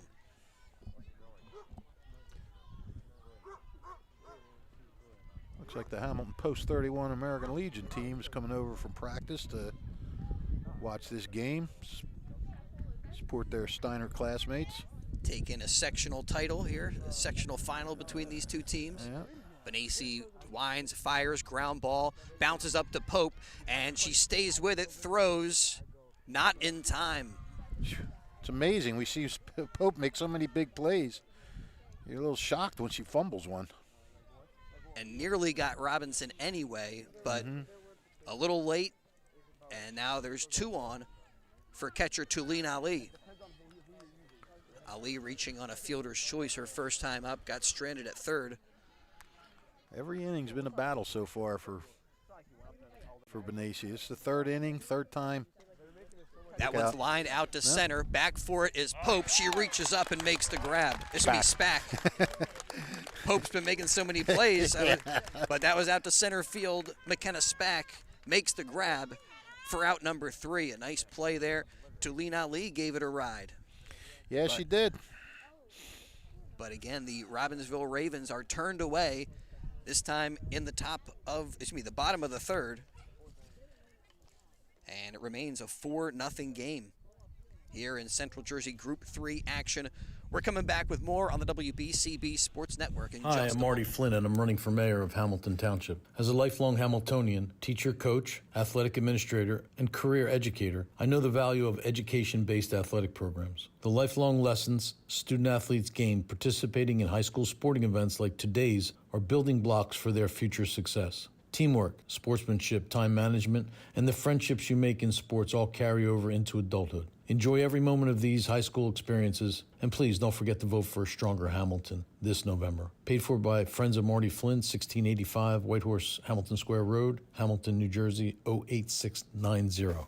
Trenton Thunder Baseball is back for its 30th year. Big League Futures, Major League Fun. Trenton Thunder tickets are now available. Single game tickets, group plans, suite nights. Get your tickets now. For more information, visit TrentonThunder.com. That's TrentonThunder.com or call 609-394-3300. That's 609-394-3300. Post-game fireworks nights, pork roll Fridays, and dog welcome nights throughout the season. Trenton Thunder Baseball, Big League Futures, Major League Fun. Top of the 4th, and for the Spartans, they got the 3, 4, 5 spots in the lineup ready to go. Sierra O'Neill, Izzy Benassi, Addison Hassan, as Katie Ziliani back in the circle, ready to go for her 4th inning of work. She has given up 4 so far today, and the first pitch is grounded foul down the 3rd baseline. And they haven't hit her around a whole bunch. I mean, the 2 runs that were scored in the first inning, 1 on a sacrifice fly, 1 crossing on a wild pitch. She walked a run in the second.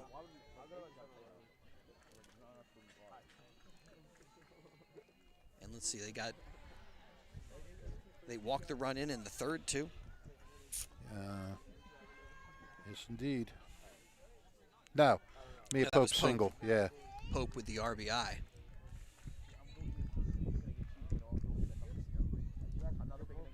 Sent out to left over the head of Walls and goes back to the fence.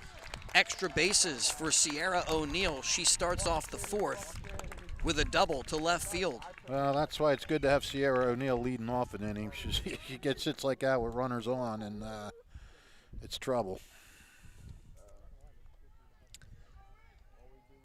Benassi has sent a couple to center field today. One of them helping the Spartans get a run on a sacrifice fly, and also a fly out in the second inning.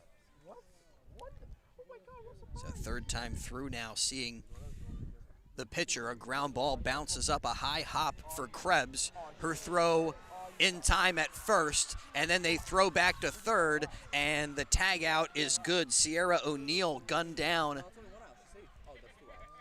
So 2 down. Nice play there. Krebs with a 6-3 put out, and then Sierra O'Neill gunned down. That play is 3-5. Yep, that's a huge play. That's the kind of play that can spark a team a little bit, you know? Absolutely. Now bases empty, 2 down for catcher Addison Hassan. And the Ravens desperately need a spark, as we're now in the middle of the fourth inning, or 2 outs into the top of the fourth. As that's a line drive base hit to right. Adderelli gathers it up.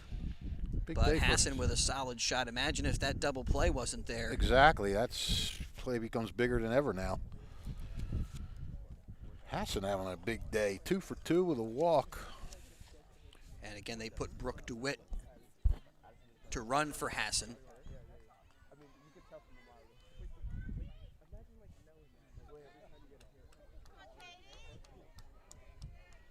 And up to bat, Katie Simonka. 0 for 2 so far as Iliani delivers up high. Simonka with a pop out and a line drive today.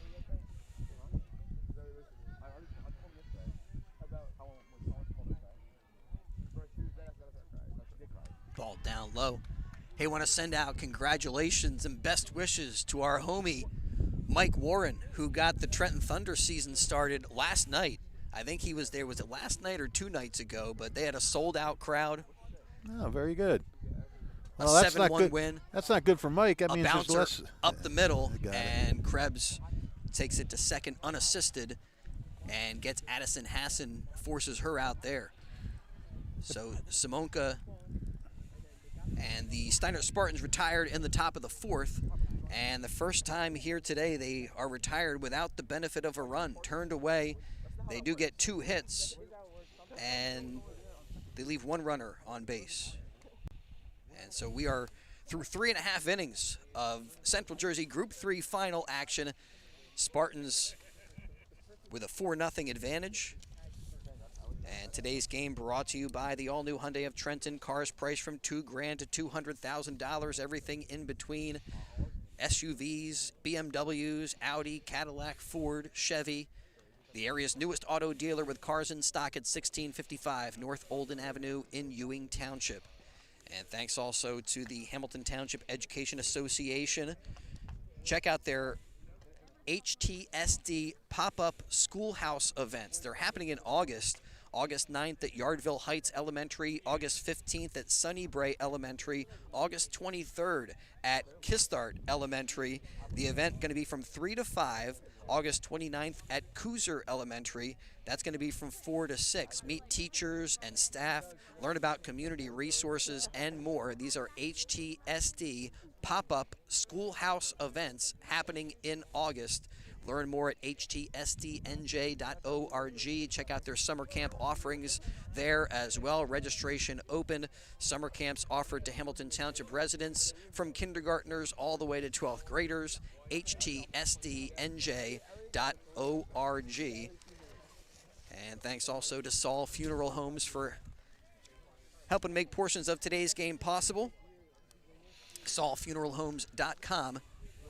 Saul Funeral Homes proud to sponsor today's game, and they hope that you are enjoying it as the Ravens back at the plate in the bottom of the fourth. I'm trying to find a Shawnee Moorestown. Ziliani with a foul ball.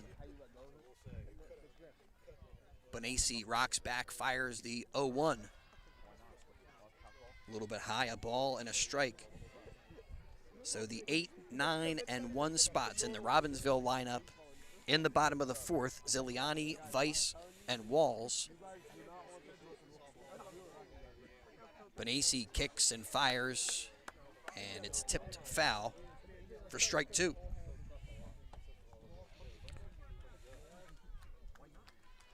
Again, the Spartans coming in to this Central Jersey Group 3 bracket as the 4 seed. Robbinsville, the 2 seed. And that is sent deep out to right center field and will split the defenders and go up against the fence. Ends up being a stand-up double for Ziliani. Well, there you go.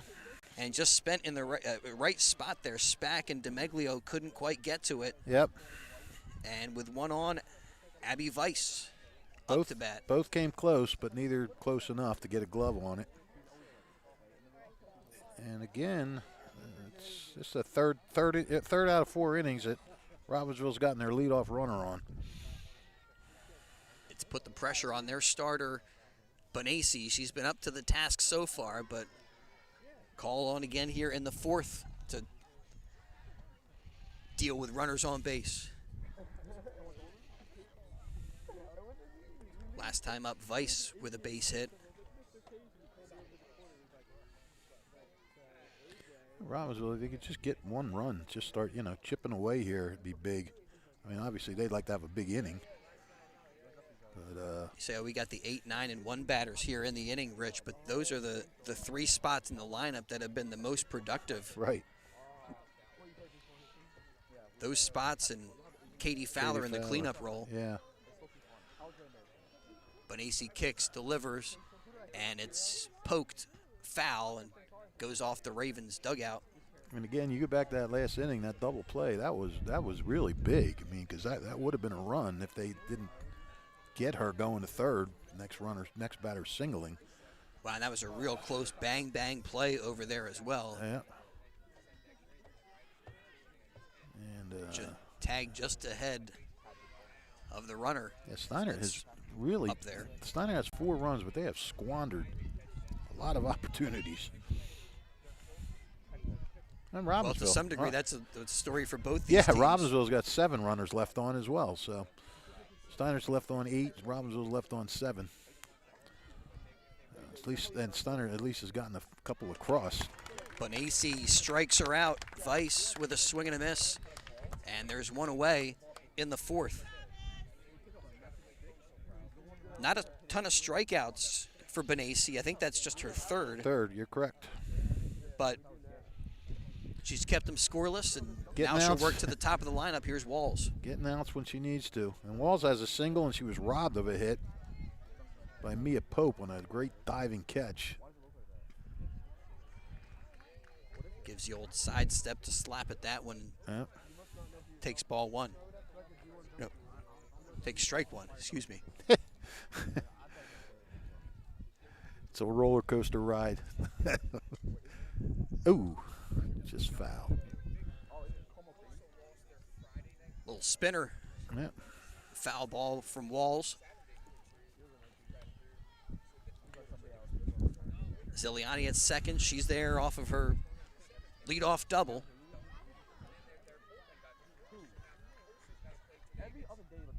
Bonacci delivers line drive over the glove of Schultz. The throw to third, not in time. Safe there is Ziliani. Safe all around for Robbinsville as Walls at first runners at the corners with one away for Krebs. Well, Robbinsville, this is their best opportunity yet. Runner at third with one out. No, correct that. They had bases loaded with one out in the second inning. But it's another good scoring opportunity. They bring Mazer way in left field. You noticed that earlier as that one is slapped, and because of that defensive positioning, Mazer is able to grab that pop-up. Yep. Looked like she was in foul territory by maybe a foot or so, but either way, that's out number 2 and a big one. Very big. Very, very big. And now instead of having Tomlinson come up, you have Lexi Lopez up. And boy, how big would it be for Lexi Lopez and the Ravens if she could come through?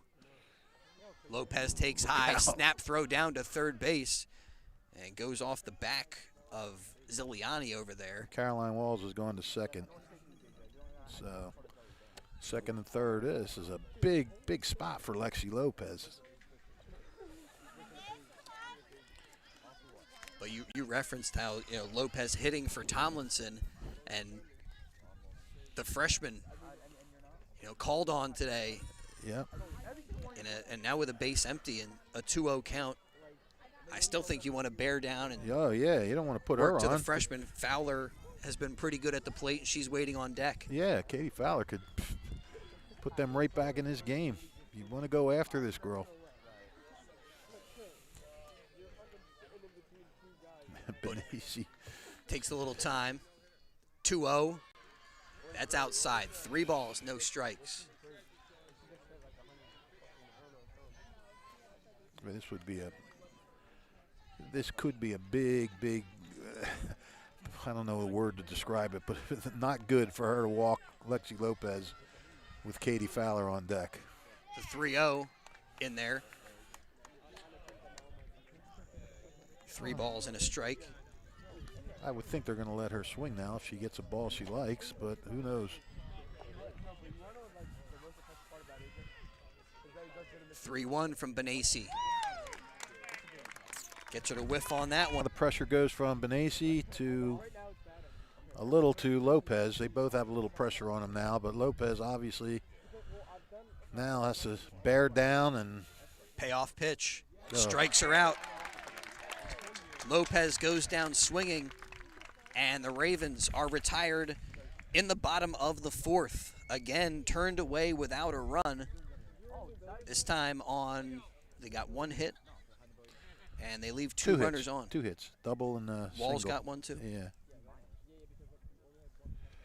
So they again now have stranded 9 runners. Yep. Over these first 4 innings. 4, 6, 9. Yeah. Yep. And they trail it by 4 here in the Central Jersey Group 3 final. We're coming back to Robbinsville High School in just a moment. It's finally time to go somewhere, anywhere at this point. So let's go and let's go team. Load up the whole family in the Highlander with room for 8, or sneak away in the stylish and reliable Camry for a weekend trip. Plus, our used car inventory has something for every budget. And don't forget to visit our service center before you hit the road. So let's go summer, let's go places, and let's go team. Start your summer now at teamtoyota.net. Or visit us at the dealership for a safe, simple, and secure process. New Jersey is home to the best public schools in the nation. And that didn't happen by accident. It's the result of parents, educators, and communities working together year after year to give our students a world-class education, no matter the challenge. Because parents and educators know that with a shared commitment to our public schools, our children can learn, grow, and thrive. And together, we can keep New Jersey's public schools the best in the nation. Hi, Merrill Reese reminding you to come back home to traditional Italian cuisine at the Revere Restaurant. 1490 WBCB, Levittown and Trenton, and video stream live at WBCBsports.com. Your home. Top of the 5th, Spartans in front 4-0 in Central Jersey Group 3 sectional title action, and a bunt attempt. And is this Schultz up at the plate? Or is this, can't oh, okay, it is it's still Riley like Mikologic. It's still Riley, yeah.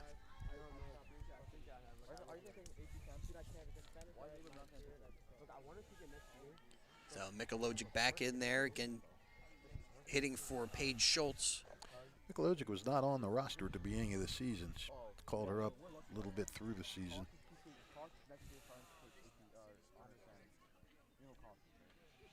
Takes up high at eye level there. A ball and a strike to Riley.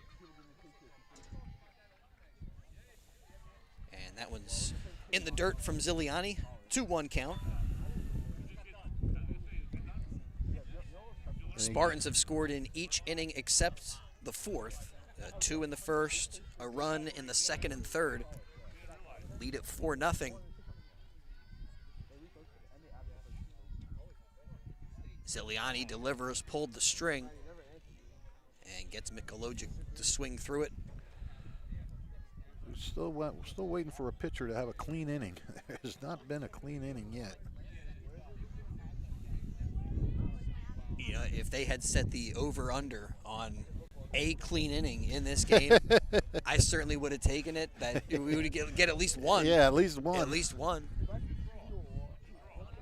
But so far, you got to credit both of these teams just to battle and do all the little things to get on base, work walks. Yeah, these pitchers have really done a great There's job. a walk.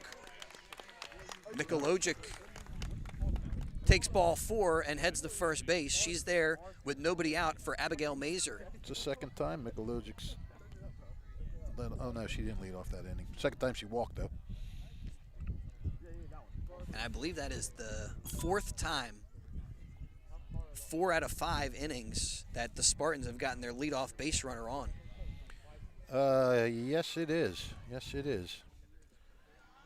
And the only time they didn't, they scored a run that inning. Talk about Benassi having to work through pressure and situations. Ziliani has been tested in every inning so far.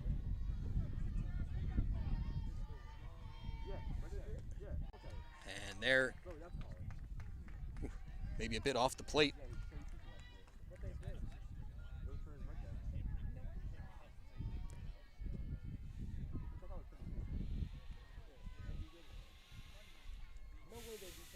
Ziliani's 2-0 pitch, a touch low. But she's really run into bouts of location issues, hasn't she? Yeah, and over the game, I think now 7 walks. Well, I think it's 8 now. I think what's her name's was 8. Hold on, I'll count it up. You keep an eye on the game. Snap throw down to first base. Mikologic's back to first with a dive. 8 walks. 8 walks and 6 hits. And that's a lot over right now, just 4 innings. 4 innings, yeah. Bounced a foul. One thing I've noticed about Steinert these last few games, they don't go to the bunt that much. Try to move. Oh, look out. Throw that ball over her head, even that base runner could take off. Yeah. They had a game the other day. They had a runner on second with nobody out, and I thought for sure they'd bunt her over to third, and they didn't do it. Try to tack on some runs. Mazer has walked both times she's been up, and right now looking at a 3-2 pitch. Sends that one to center. Therefore, it is Lopez. Lexi Lopez makes the grab, and there's 1 down in the top of the 5th.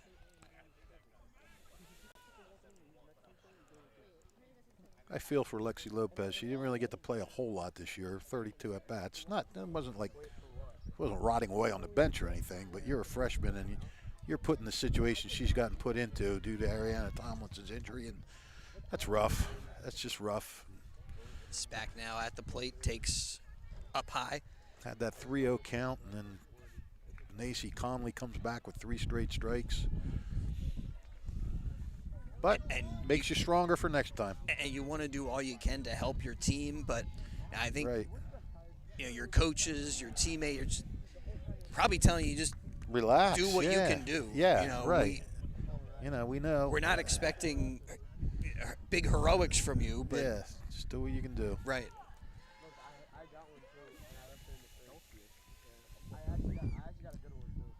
The 1-1 in the dirt. 2 balls and a strike to McKenna Spack, who struck out both times she's been up today. Yeah, she's had a tough day. Struck out last time with the bases loaded and 1 out. Whoa. Up high all the way to the backstop, and that wild pitch will allow Mikolojic to move up a bag. She's at second. Puts another runner in scoring position for the Spartans. Again, the only inning that they've been held scoreless was the 4th. Right. But and a 4-0 advantage. You're feeling pretty good about it on one hand, but a big inning from this Ravens offense, and it could turn all around. So you want to keep things going. McKenna Spack this time, she works the walk, the free pass. It doesn't feel like a 4-0 lead because of the way Robbinsville keeps putting traffic on the bases. But at the same time, they have scuffled to get runs. I mean, they've only gotten 3 in the last 2 games. And one of those games, they had 9 hits, I think. Mia Pope has been on fire today. 3 for 3, 3 base hits. Drove in a run last time up. Scored on a sacrifice fly, her first plate appearance. Run-saving play at shortstop on a diving catch. And she's just a freshman. And there she takes in the dirt.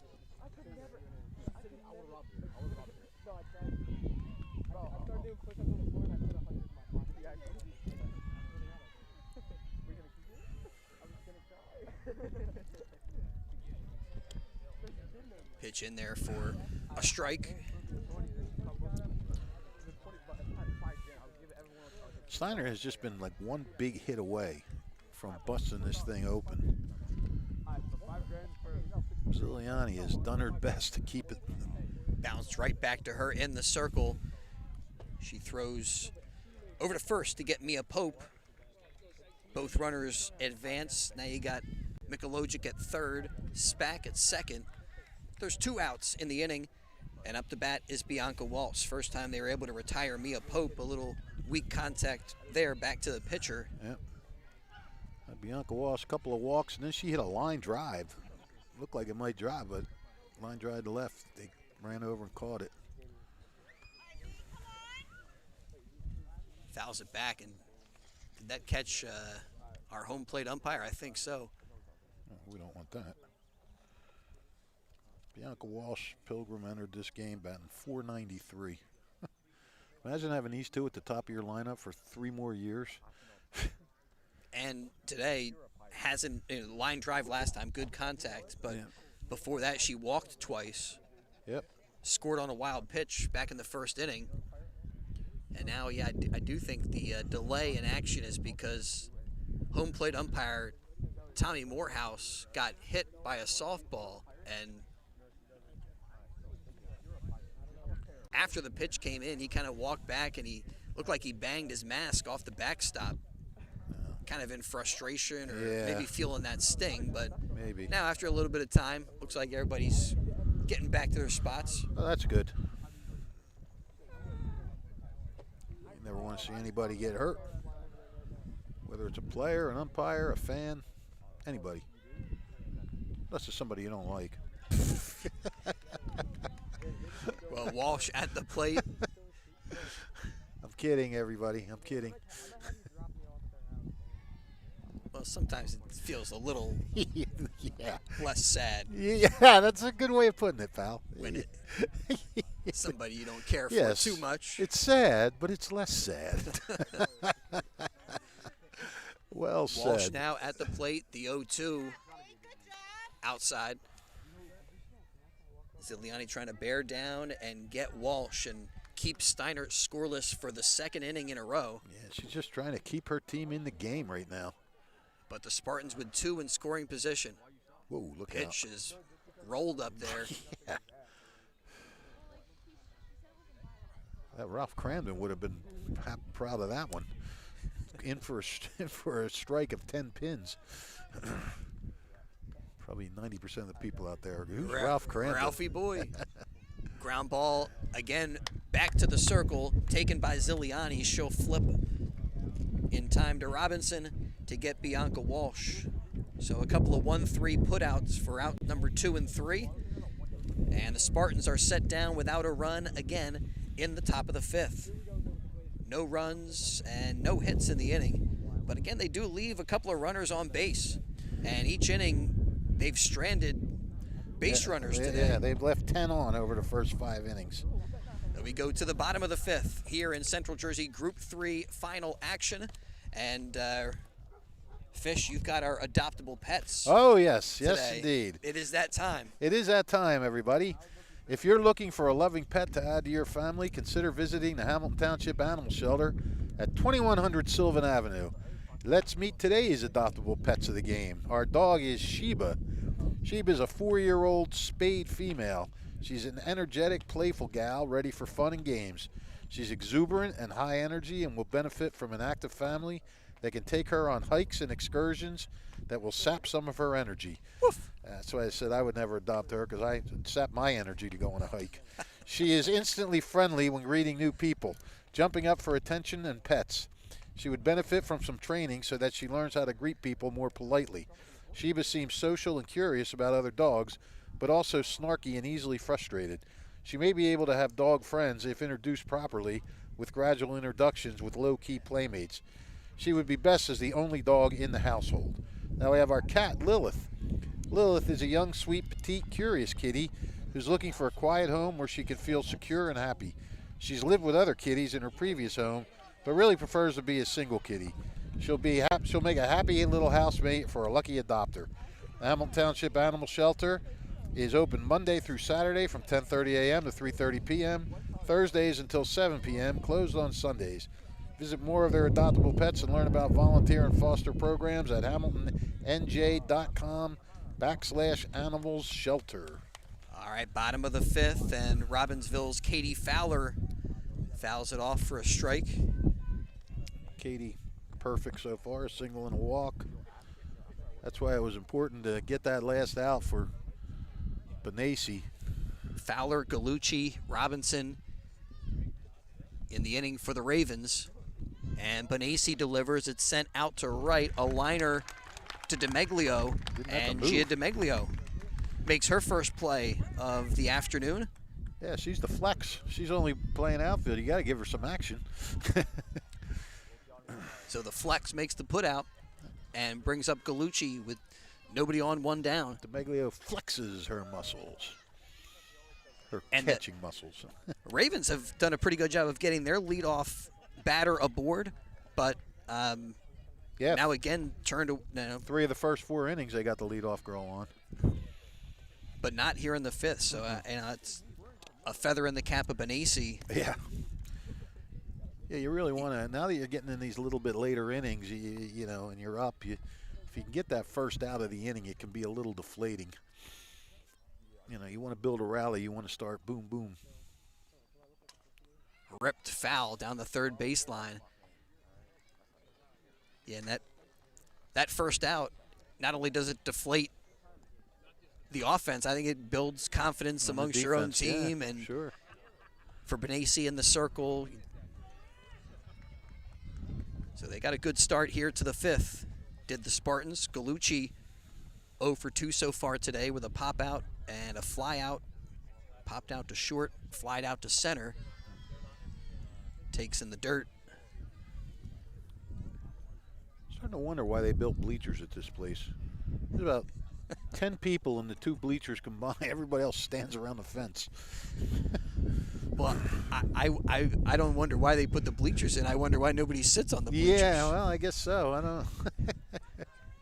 I guess you don't get a great angle, maybe. Well, you got to walk. You know what? You got to walk far enough from the parking lot just to get to the field. So you'd probably just rather stop at center field than walk all the way into the bleachers. That makes your walk back that much longer. And many people bring their own chairs. Right. But if my option was to sit down or stand the whole game, I'm going to find a spot on that bleacher somewhere, I think. I don't mind leaning. As long as I have a fence to lean on, I'm okay. He's leaning on a lamppost, Yeah. leaning on a fence post. Leaning on a fence post. As the case may be. What is that, a country western song? I don't know, that's from like Lou Powers' collection. Line drive to center and right at SPAC. Well hit ball, good contact, but Gallucci retired on the liner, and there's 2 away in the 5th. Nobody on. Well, this is the first time that Benasi's gotten the first 2 out in the inning. She's looking for that first clean inning. Reagan Robinson, though, she's been opportunistic by putting the bat on the ball. She's reached on 2 errors. There takes strike 1. And for Benasi, a couple of fly balls, but they both have been right to her teammates. Yep. So that's 1 out to right, 1 to center. And here is her 0-1 delivery, a little off-speed pitch that drifts wide.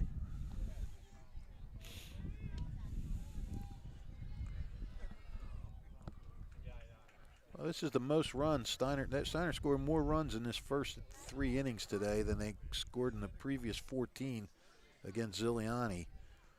But again, it just doesn't feel like they've done all that much because of all the runners they've left on base. And I guess the other thing that I kind of anticipating, expecting, is that the Ravens are going to explode here in one of these innings. And yeah, but they once you break that seal, you know, it could be, yeah, it could build confidence. But again, they exploded for 16 runs in their first state game against JFK Island.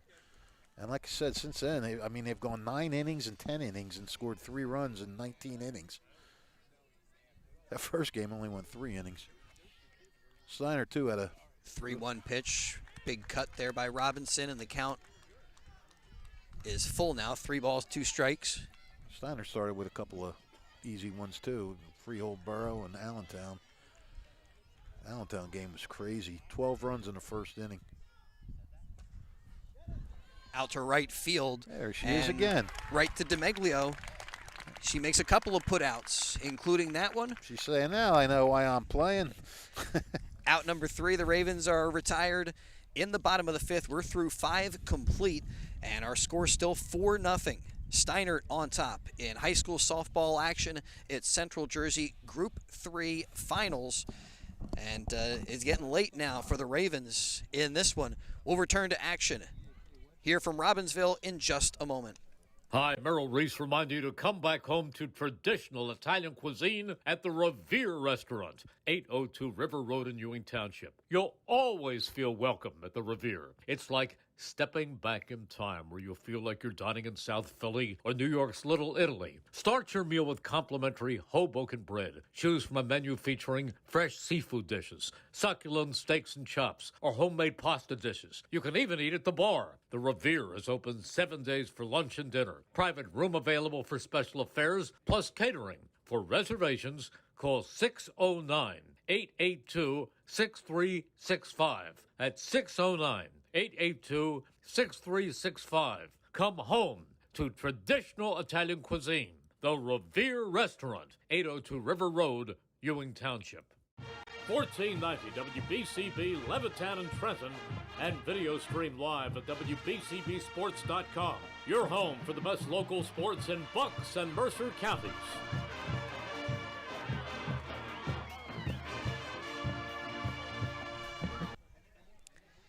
Back here at Robbinsville High School, the home of the Ravens, as we go to the top of the 6th.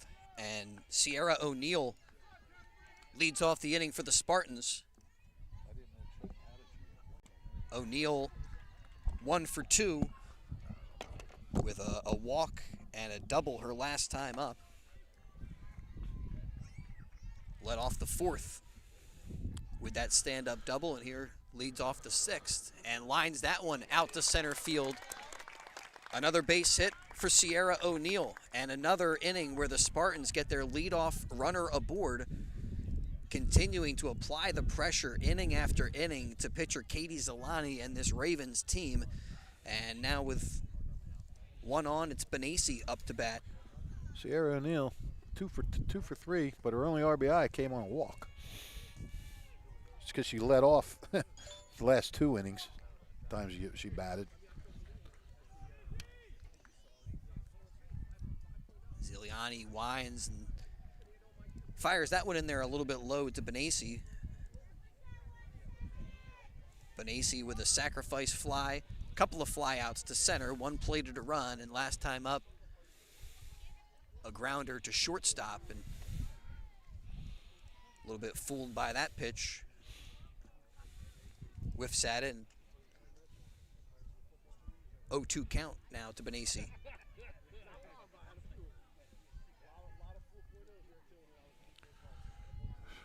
Sectional title on the line between these two schools. As that is sent deep out to left, but will drift foul and bang off the fence just a few feet to our right.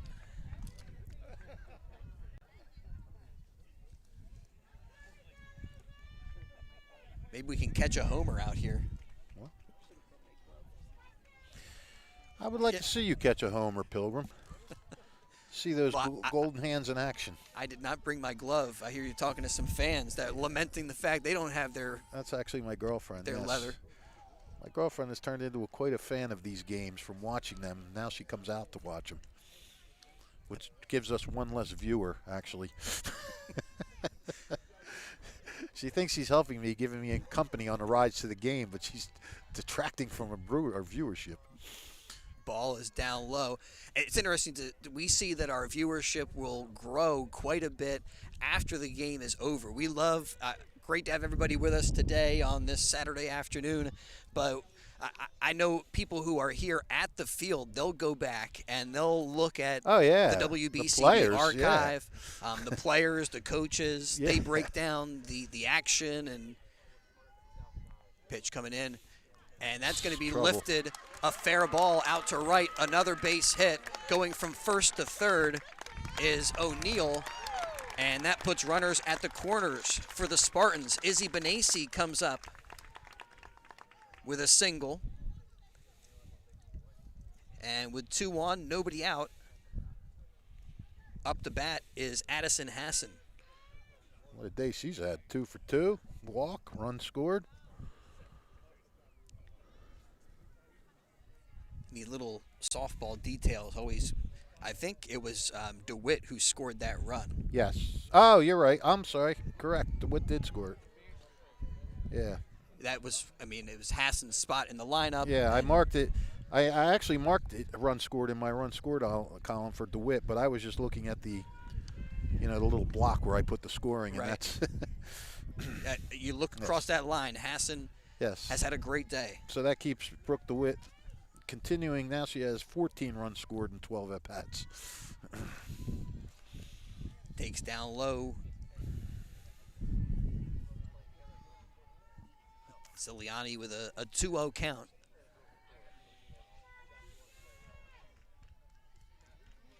The righty again in a bit of a jam. Line drive, caught at first by Robinson, and she'll take it to the bag to double up Benassi. Wow. So that's a big play for the Ravens. They needed that big time. They keep Sierra O'Neill at third, and now with 2 down, it's Katie Simonka up to bat. Zarrilli is not. She's not dominating, but she's getting the plays and she's getting enough done from her defense to keep this a game in reach. I mean, that's the second double play now turned by Robbinsville. They had the unconventional, what was it, 4-3-5 or 6-3-5? Yeah. 3-5, yep. Off-speed pitch, grounded to Krebs. Krebs will throw across and get Simonka. And that's the 3rd out. Another disaster avoided. And another scoreless frame put up by Ziliani. And it's now been 3 innings where she has kept the Spartans off the scoreboard, but her team's still trailing it 4-0 here in Central Jersey Group 3 action. They need to get something going at the plate, and they'll get back to it when we return in just a little bit. We keeping it here? Hold on a second. What do I have to do? Oh, I want to let everybody know who's helping to make our game possible. The Trentonian, outstanding local and national sports coverage. Count on it 7 days a week. It's all in the pages of the Trentonian or online, Trentonian.com. Again, check out a write-up of today's game at Trentonian.com. Thanks to the Italian People's Bakery, proud to support high school sports on the WBCB Sports Network. We thank them for their support. And a big thanks to Saul Funeral Home. Since 1899, proud to be part of your greater Hamilton Township community. Saul Funeral Home, a fourth-generation family-owned business that proudly supports our community and has guided families in Mercer County when they need it the most. Their caring, dedicated, and compassionate staff is always ready to go above and beyond to bring you the closure you deserve while celebrating the unique life of your loved one. Visit them at saulfuneralhomes.com. Check them out online there, saulfuneralhomes.com. Saul Funeral Homes, proud to sponsor today's game, and they hope you're enjoying the action. And thanks also to the Hamilton Township Education Association taking this opportunity to wish all the students the best of luck throughout the school term. This message brought to you by the Hamilton Township Education Association, and they have their summer camps now open. Registration available at htsdnj.org to register. Summer camps are offered to Hamilton Township residents from kindergartners all the way up to 12th graders. Visit htsdnj.org for more details. Bottom of the sixth. And for the Ravens, catcher Talene Ali up to bat, takes high from Benassi. Well, this is still a game within reach for Robbinsville, as Katie Ziliani has just sort of really danced out of trouble the last 3 innings. Done some clutch pitching, got some good plays. Got a little break on that last inning because that was a hard hit line drive, but it went right to Robinson at first, an easy double play. Popped foul there, and Benassi in front of Ali. A ball and 2 strikes. And after Ali has been one of the toughest batters in this Robbinsville lineup today, Katie Ziliani, the pitcher. Yeah. 2 for 2 with a single and a double. She's on deck. Line drive that goes through. Pope can't quite get to it. It's out to center, and a base hit for Ali. So another inning where the Ravens get their leadoff runner on. This is... It's been a back-and-forth game, or a game which we've had a ton of base runners, not a lot of runs scored, only 4 runs today. All by the same team. That's Robbinsville's 7th hit. But the only inning where the Ravens were retired in order was in the 5th. Right. And a wild pitch there allows Ali to move up to second. They have 7 hits. Benassi's done a good job of not giving out free passes. She's only walked 1. Steinert's also committed 2 errors. So you're looking at, they've had 10 base runners just through hits, walk, and errors. Ziliani rips that one foul off the fence just in front of the Spartan dugout. This is just, you know what this is? This is a battle. This is a game of 2 pitchers just grinding. Just working their way through it, one problem after another. Ziliani got touched up in the first 3, but has been, able to escape in the second 3, and Benassi's been able to dance out of trouble the first 5 innings. Robbinsville just want to keep putting pressure on. Benassi kicks and fires down low. And for Ziliani, even getting those runs in the first inning, one was a sacrifice fly, one was a wild pitch. Right. She, in some measure, she was her own worst enemy because she walked those runners on. And the runners on, and the 2 walks and 2 wild pitches that inning. That one's in there for a strike, 2-2 count. A winner of this, Shawnee Morristown winner.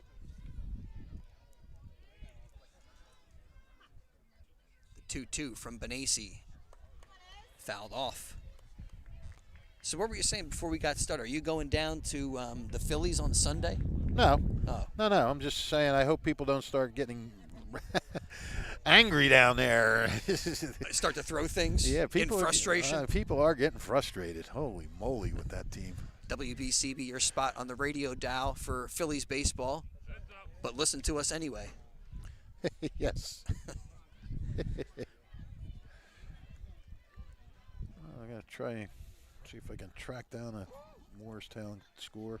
We're down there on Sundays with the Baseball Insiders when they're at home. Yes. At Citizens Bank Park. It was exciting to see you there. It's like a celebrity appearance. Rich Fisher is here. I wanted to introduce you to the guys, but they were like right in the middle of you guys had a lot. About. You guys had a lot going on there. There was a lot of people looking around and grabbing for things, so I kind of felt bad, like I was interrupting you. Never. Okay, never. Good. You were down there on Sundays before Phillies baseball.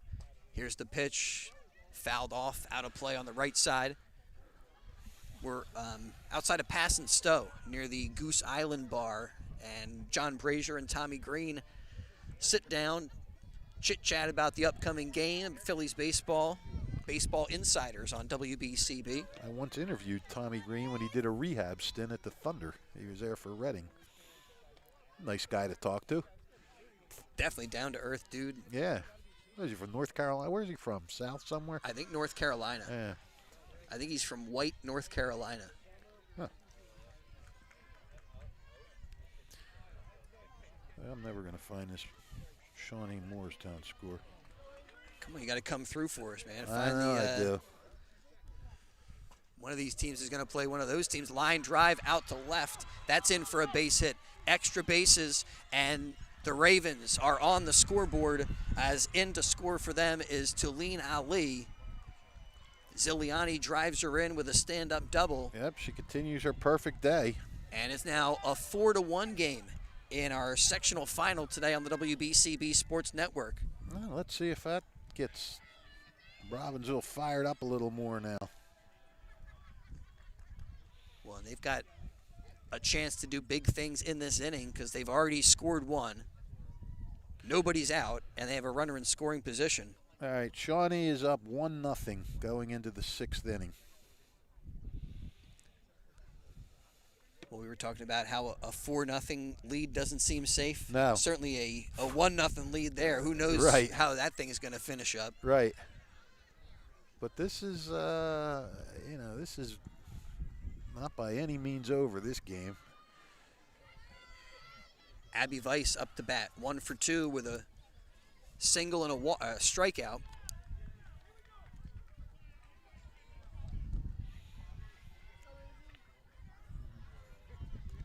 Benassi just wants to get a hold of herself, get these next couple outs. And Robbinsville wants to keep it rolling. Robbinsville dugout is loud and chattering now.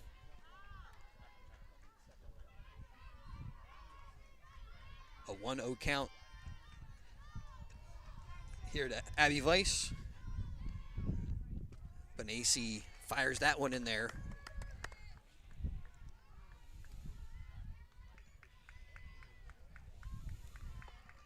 So a ball and a strike here to the Ravens DP.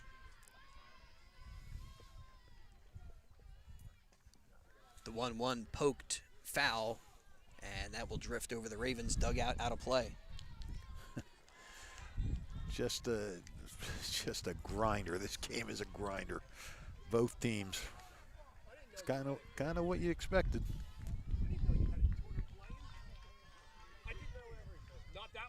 The Giolellas are here. Yes. Called third strike. Weiss caught looking. A big first out in the bottom of the 6th for Izzy Benassi. And now to the top of the lineup go the Ravens. Here's Walls. She has been tough. 2 for 3 with a couple of hits. And a blistering line drive that Mia Pope was there for. Fortunately, a full-out dive. Yeah. Yep. A full extension dive from Mia Pope on that one. Yep. Laid out. And backhand. Always amazing to make those kind of catches. 1-0 pitch. A little bit wide. 2 balls and a strike. And hearing some of the Steinert fans trying to lobby the umpire for a more favorable strike zone. They thought that was a strike. Yes. Well, Looks like they might have got Sky him. high, short center field, and in for it is McKenna Spack. Boy, would that defense look like that would be a ball that What's up, brother? would be better served up for Mazer. Not bad. But Spack comes in, takes care of it, and now there's 2 down. When's the season start? Tomorrow? I think we're doing some games. Oh, we're not off the air yet. I thought that was the 3rd out. That was out number 2. I thought we were doing an interview. This is the interview section. We have somebody mic'd up on the field. For some reason, I thought that was the 3rd out. No, 2 down, Yeah. and 1 on, and Krebs at the plate, and here comes the pitch, the 0-1. Little low, maybe? I don't know. That was close. Yeah. Krebs 0 for 3 so far. A couple of pop outs to left field, and grounded one to Pope.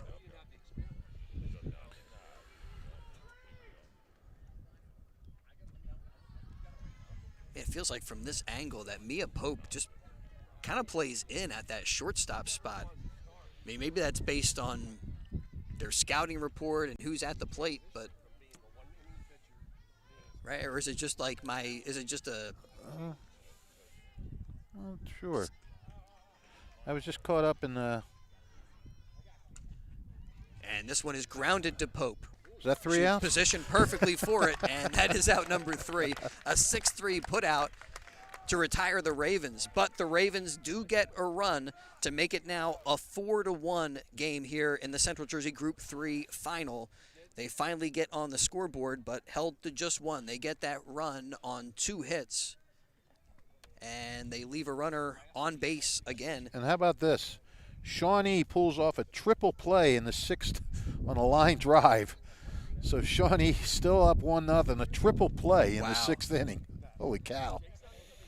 Okay, carry on. That is something you don't see every day. New. All right, I've well, never seen it. We're coming back. More high school softball coming up next on BCB. Hi, I'm Marty Flynn, and I'm running for mayor of Hamilton Township. As a lifelong Hamiltonian, teacher, coach, athletic administrator, and career educator, I know the value of education-based athletic programs. The lifelong lessons student-athletes gain participating in high school sporting events like today's are building blocks for their future success. Teamwork, sportsmanship, time management, and the friendships you make in sports all carry over into adulthood. Enjoy every moment of these high school experiences, and please don't forget to vote for a stronger Hamilton this November. Paid for by Friends of Marty Flynn, 1685 Whitehorse Hamilton Square Road, Hamilton, New Jersey, 08690. Capital Health's primary care network continues to grow, bringing its extensive option of locations to your neighborhood. Whether you're scheduling a wellness checkup or not feeling well, advanced medicine starts with a Capital Health primary care doctor at locations near you in Mercer, Bucks, and Burlington counties. To find a Capital Health primary care location that's convenient for you, visit capitalmedicalgroup.org. That's capitalmedicalgroup.org. Steinert Spartans back to the plate here in the top of the 7th. Now up by 3, 4-1 our score after the Ravens got on the scoreboard for the first time, and that hits Mikulocic. So she is hit by the pitch and heads to first. And it's yet another inning where the Spartans get their leadoff batter on base. And that's been something. Now, they haven't scored in the last 3 innings, but the Spartans with runs in the first 3 frames of today's game, 2 in the first, a run in the second, a run in the third. All right. And they threatened in every inning. I mean, threatened at least getting base runners on in every inning. Right. Well, if you're just joining us, Robbinsville has been without their star center fielder, Ariana Tomlinson, who was taken away on a card after the first inning. And Tomlinson, their top hitter, and just an incredible defensive player, and may have made a difference in this game. There's a couple key spots she would have been up in that obviously she was not up in. Mikulocic also moving up to second base on a stolen base. Yeah, if you're Steinert, you got to try to get another run here. Right? Popped up could be a play on the infield. Calling for it is Fowler. And Katie Fowler makes the play. One away.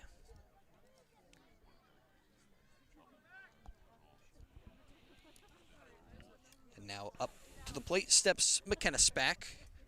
A couple of strikeouts. Last time she was up, got on base by way of walk. Whoop, and I think it's Spack, but hold on a second, high school softball fans. 'Cause I think we got a pinch hitter coming in. Could be. Is that 9? Oh, no, that's Pope. Coach Melker out there talking things over with our home plate umpire.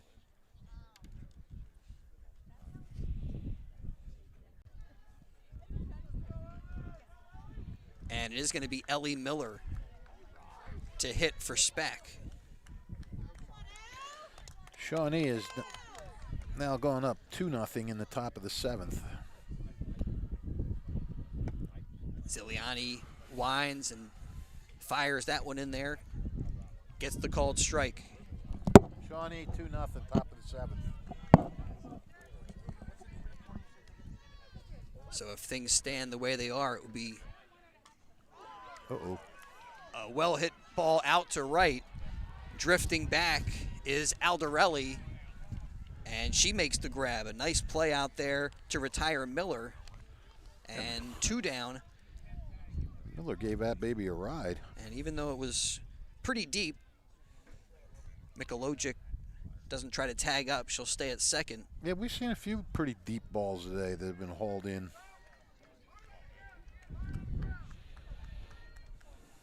And that brings Mia Pope back into the batter's box. Fouls that one into the backstop. Pope 3 for 4. And is one of the candidates for our player of the game, potentially. Oh, yeah, that's for sure. You can't look too much past Benassi and how well she's done. Yeah. But I guess even so, that the line drive catch for Pope kind of that was massive. saved some runs. Yeah.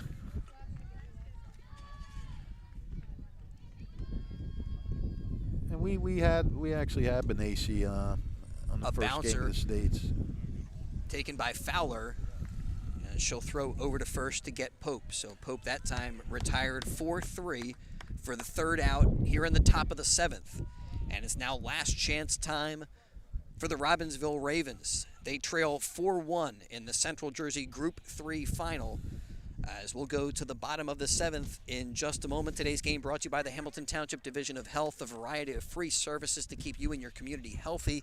It's important for everyone to stay up to date on recommended vaccines, whether you or a loved one needs an annual flu shot, a COVID-19 vaccine, a pneumonia shot.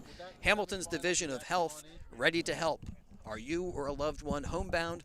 The division's caring nurses will bring your vaccine to you. For families that might be underinsured or uninsured, the division offers free routine vaccinations for kids. Most residents in Mercer County are able to take advantage of the free and confidential STI and HIV testing clinic. The staff at the Hamilton Township Division of Health, experienced and proud to serve the Hamilton community. Visit hamiltonnj.com/health for more information, services, and upcoming clinics and eligibility. That's hamiltonnj.com/health. Stay healthy, Hamilton. Today's game also made part by the Trentonian, outstanding local and national sports coverage that you can count on 7 days a week. If you miss any of today's action, read about it in tomorrow's Trentonian or online at trentonian.com. The only newspaper serving Bucks, Burlington, and Mercer County 7 days a week. It's the Trentonian. All right, bottom of the 7th, and for the Ravens, they've got their 3, 4, and 5 batters set to hit. Yep. Unfortunately, their 3-hole, they suffered a tough injury to Tomlinson earlier in the game. We were kind of speculating, but there was a play where she went back on a deep ball sent to center field, and depending on how she was twisting, we think that might have led to her getting shaken up. And Yeah. we heard somebody report to us that she was taken away on a cart here. But that's been Lexi Lopez. stepping up. Wait, no, this looks like a pinch hitter. Oh. Can't turn hairs in front of her number. It's going to be Jordan Grodzki. Jordan Grodzki, okay. And Grodzki takes a strike. And Robbinsville has threatened every inning but one.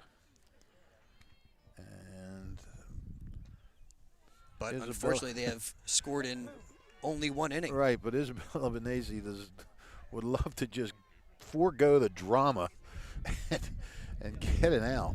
Get a couple outs quick. Yeah, clean sheet in the 7th. That'll feel pretty good. The 1-1 pitch, ground ball, diving stop by Walsh. Her throw is in time. Wow, are you kidding me? Bianca Walsh with another web gem, the second one of the game for this Spartan team. Earlier, her teammate Mia Pope with a full extension dive on a liner that she caught, but not to be undone or overdone or outdone. Not to be outdone was Walsh with a great stop and the first out in the 7th. Are you done? I'm overdone. That was remarkable. I mean, these middle infielders. First pitch swinging. It's a pop-up. Look Back out. for it is Walsh, and it was Walsh who made the catch, right? Yeah. Walsh was there, so was DeMeglio, but it was Walsh at second who makes the grab. So she's responsible for both of these putouts in the 7th, and now the Ravens down to their final out here in the Central Jersey Group 3 final. Well,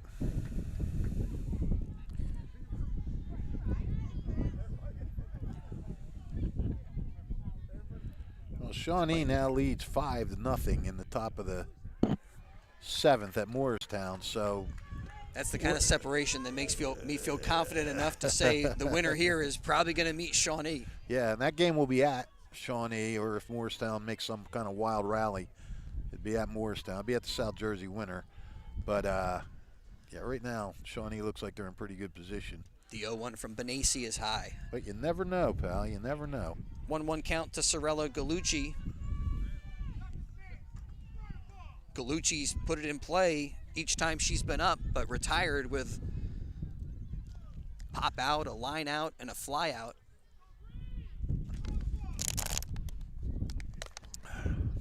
One. That's a called strike.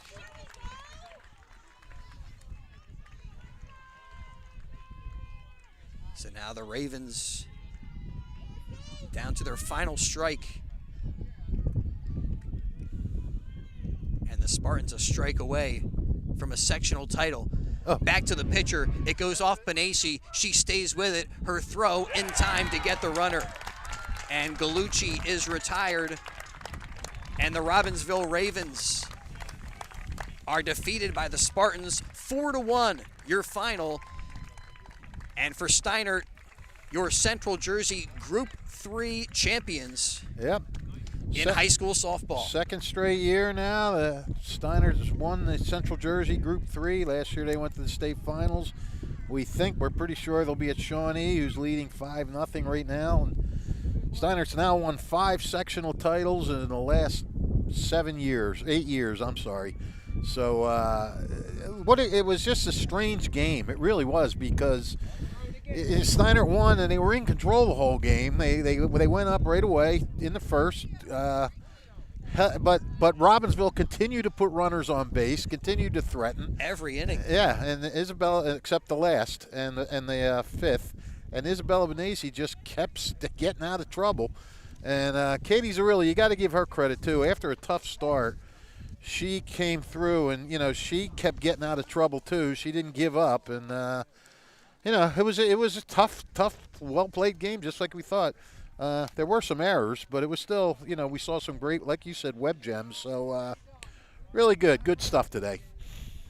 Fish, thanks so much for helping us with the call of the game. So our player of the game, we're going to talk to Mia Pope. Are you also going to talk to Mia Pope? Maybe we can get her out here. I can tell her to come out. Right now they're taking pictures. I'll tell them to send her out, and I'm going to talk to her later. I got to talk to some other players, so I'll do that while you're talking to Mia. But I will tell them to send her out. Thanks, Fish. Appreciate it. Yep. Our player of the game is Mia Pope, the shortstop for this Spartan team. And today, Pope, we talked about her play in the field with the amazing line drive she was able to catch, and that was in a bases-loaded situation. No question, saved some runs. Also solid at shortstop throughout the game outside of that one play. And then at the plate, she went 3 for 5, and her success came early. A hit in the first, second, and third inning. She had an RBI in the third. She scored in the first. She crossed the plate for the first run of the day for the Spartans, scoring on Benasi's sacrifice fly. So a great day for Mia Pope, and she's our Italian People's Bakery player of the game. And so we hope to have her out here at some point, but with the pictures being taken and Fish is still walking over there to the team. So we're going to step aside. We'll return to Robbinsville High School in just a little bit. Hi, I'm Marty Flynn, and I'm running for mayor of Hamilton Township. As a lifelong Hamiltonian, teacher, coach, athletic administrator, and career educator, I know the value of education-based athletic programs. The lifelong lessons student-athletes gain participating in high school sporting events like today's are building blocks for their future success. Teamwork, sportsmanship, time management, and the friendships you make in sports all carry over into adulthood. Enjoy every moment of these high school experiences, and please don't forget to vote for a stronger Hamilton this November. Paid for by Friends of Marty Flynn, 1685 Whitehorse Hamilton Square Road, Hamilton, New Jersey, 08690. Trenton Thunder Baseball is back for its 30th year. Big League Futures, Major League Fun. Trenton Thunder tickets are now available. Single game tickets, group plans, suite nights. Get your tickets now. For more information, visit TrentonThunder.com. That's TrentonThunder.com. Or call 609-394-3300. That's 609-394-3300. Post-game fireworks nights, pork roll Fridays, and dog welcome nights throughout the season. Trenton Thunder Baseball, Big League Futures, Major League Fun. This is Merrill Reese reminding you that Haldeman Ford Subaru on Route 33 in Hamilton Township is more than just a great place to purchase a new Ford Subaru or pre-owned car or truck. Their collision and service centers services all makes and models and specializes in fleet service. Haldeman's Collision Center is renowned for their work. It's a state-of-the-art facility, all insurance accepted, free estimates and loaner cars available, and one of the friendliest staffs around. From small dents to major repairs on any make or model, it's Haldeman Ford Subaru Collision Center, Route 33 in Hamilton Township. They're good! This is Angelo Weiner for your Mercer County prosecutor, and I'd like to take this opportunity to wish all of our Mercer County student athletes the best of luck, and also urge parents to stay involved in your children's school activities. Extracurricular events are a great way to keep your sons and daughters focused, and it does not have to be athletics. They can be involved with the drama club, the school band, even the debate team. An involved student today has a brighter future tomorrow. This message is brought to you by the Mercer County Prosecutor's Office, and I hope you enjoyed today's game. New Jersey is home to the best public schools in the nation, and that didn't happen by accident. It's the result of parents, educators, and communities working together year after year to give our students a world-class education, no matter the challenge. Because parents and educators know that with a shared commitment to our public schools, our children can learn, grow, and thrive. And together, we can keep New Jersey's public schools the best in the nation. It's finally time to go somewhere, anywhere at this point. So let's go places and let's go team. Load up the whole family in the Highlander with room for 8, or sneak away in the stylish and reliable Camry for a weekend trip. Plus, our used car inventory has something for every budget. And don't forget to visit our service center before you hit the road. So let's go summer, let's go places, and let's go team. Start your summer now at teamtoyota.net or visit us at the dealership for a safe, simple, and secure process. Capital Health's primary care network continues to grow, bringing its extensive option of locations to your neighborhood. Whether you're scheduling a wellness checkup or not feeling well, advanced medicine starts with a Capital Health primary care doctor at locations near you in Mercer, Bucks, and Burlington counties. To find a Capital Health primary care location that's convenient for you, visit capitalmedicalgroup.org. That's capitalmedicalgroup.org. This is Angelo Onifrey, your Mercer County prosecutor, and I'd like to take this opportunity to wish all of our Mercer County student athletes the best of luck, and also urge parents to stay involved in your children's school activities. Extracurricular events are a great way to keep your sons and daughters focused, and it does not have to be athletics. They can be involved with the drama club, the school band, even the debate team. An involved student today has a brighter future tomorrow. This message is brought to you by the Mercer County Prosecutor's Office, and I hope you enjoyed today's game. Trenton Thunder Baseball is back for its 30th year. Big League Futures, Major League Fun. Trenton Thunder tickets are now available. Single game tickets, group plans, suite nights. Get your tickets now. For more information, visit TrentonThunder.com. That's TrentonThunder.com or call 609-394-3300. That's 609-394-3300. Post-game fireworks nights, pork roll Fridays, and dog welcome nights throughout the season. Trenton Thunder Baseball, Big League Futures, Major League Fun.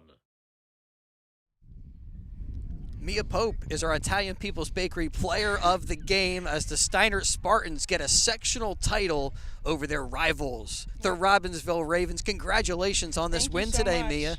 So you got on base the first 3 times you were up. You guys were facing a really tough pitcher. What allowed you to be successful in those first at-bats? I mean, I just had to stay focused, relax. I had to take what she was giving me, and I wasn't going to sit there. I had to jump on it and provide for my team. Defensively, they got base runners out there and put some pressure on you guys. That line drive that you were able to come up with, what did you see off the bat there? I mean, is that something where you're anticipating a possible line drive because of the batter? Yeah, I definitely was anticipating it. I was just ready for the ball, and I just had to go for it. I wasn't trying to let it down. All right, so why, what are some of the big reasons why this team has had so much success this year and now can say we're sectional title winners? We won Central Jersey Group 3. I mean, we work so much well as a team. Everyone's always communicating. We're always so energetic in the dugout. We always have each other's backs. It's just a great time. A little bit chilly today. I'm going to let you go celebrate with your teammates. But before we let you go, the other player that we were thinking about bringing over here as our player of the game is Izzy Benassi. Mm-hmm. Great in the circle, and she was really called on in those situations where there were runners on base where she had to make some big pitches. I mean, what can you say about your pitcher throughout this season? I mean, she is amazing. She gives 110% every single time, and she's always caring about us. She will do anything she can to help us out. Well, congratulations again on the win. The Steinert Spartans, sectional title winners here this season, and good luck as you guys move forward. Anything that you're thinking about when you consider your next opponent, or how you guys can just keep this thing going in this direction? We just have to go into the game just as we were today, 0-0 game, just relaxed. Well, good luck. Thanks for stopping over and talking with us. You're our Italian People's Bakery player of the game, so enjoy your hoagie and enjoy this win. Congratulations. Thank you. Mia Pope, our player of the game, joining us here on the WBCB Sports Network. We thank her for a little bit of time, and we'll let her get back with her teammates and celebrate this big 4-1 victory over their rivals, the Robbinsville Ravens. Today's game on WBCB brought to you by the New Jersey Education Association, Haldeman Ford Subaru, your Mercer County Prosecutor's Office, Capital Health System, the Revere Restaurant, the Trenton Thunder. Thanks also to Team Toyota, the Friends of Marty Flynn, the all-new Hyundai of Trenton, the Hamilton Township Animal Shelter. Thanks also to Saul Funeral Homes, Hamilton Township Education Association, the Italian People's Bakery, the Hamilton Township Division of Health, the Trentonian, all on hand for today's game, and we thank them all. Thanks to the crew, Rich Fisher helping us call the game. Thanks to Brienne O'Neill, our video engineer, and Mackay Gundy, who is behind the camera for us today. And we thank you for being with us for this action on BCB. One final time from Robbinsville High School, our final score, it was the Steinert Spartans 4 and the Robbinsville Ravens 1 in the Central Jersey Group 3 final. Thanks for being with us, everybody. Have a great afternoon.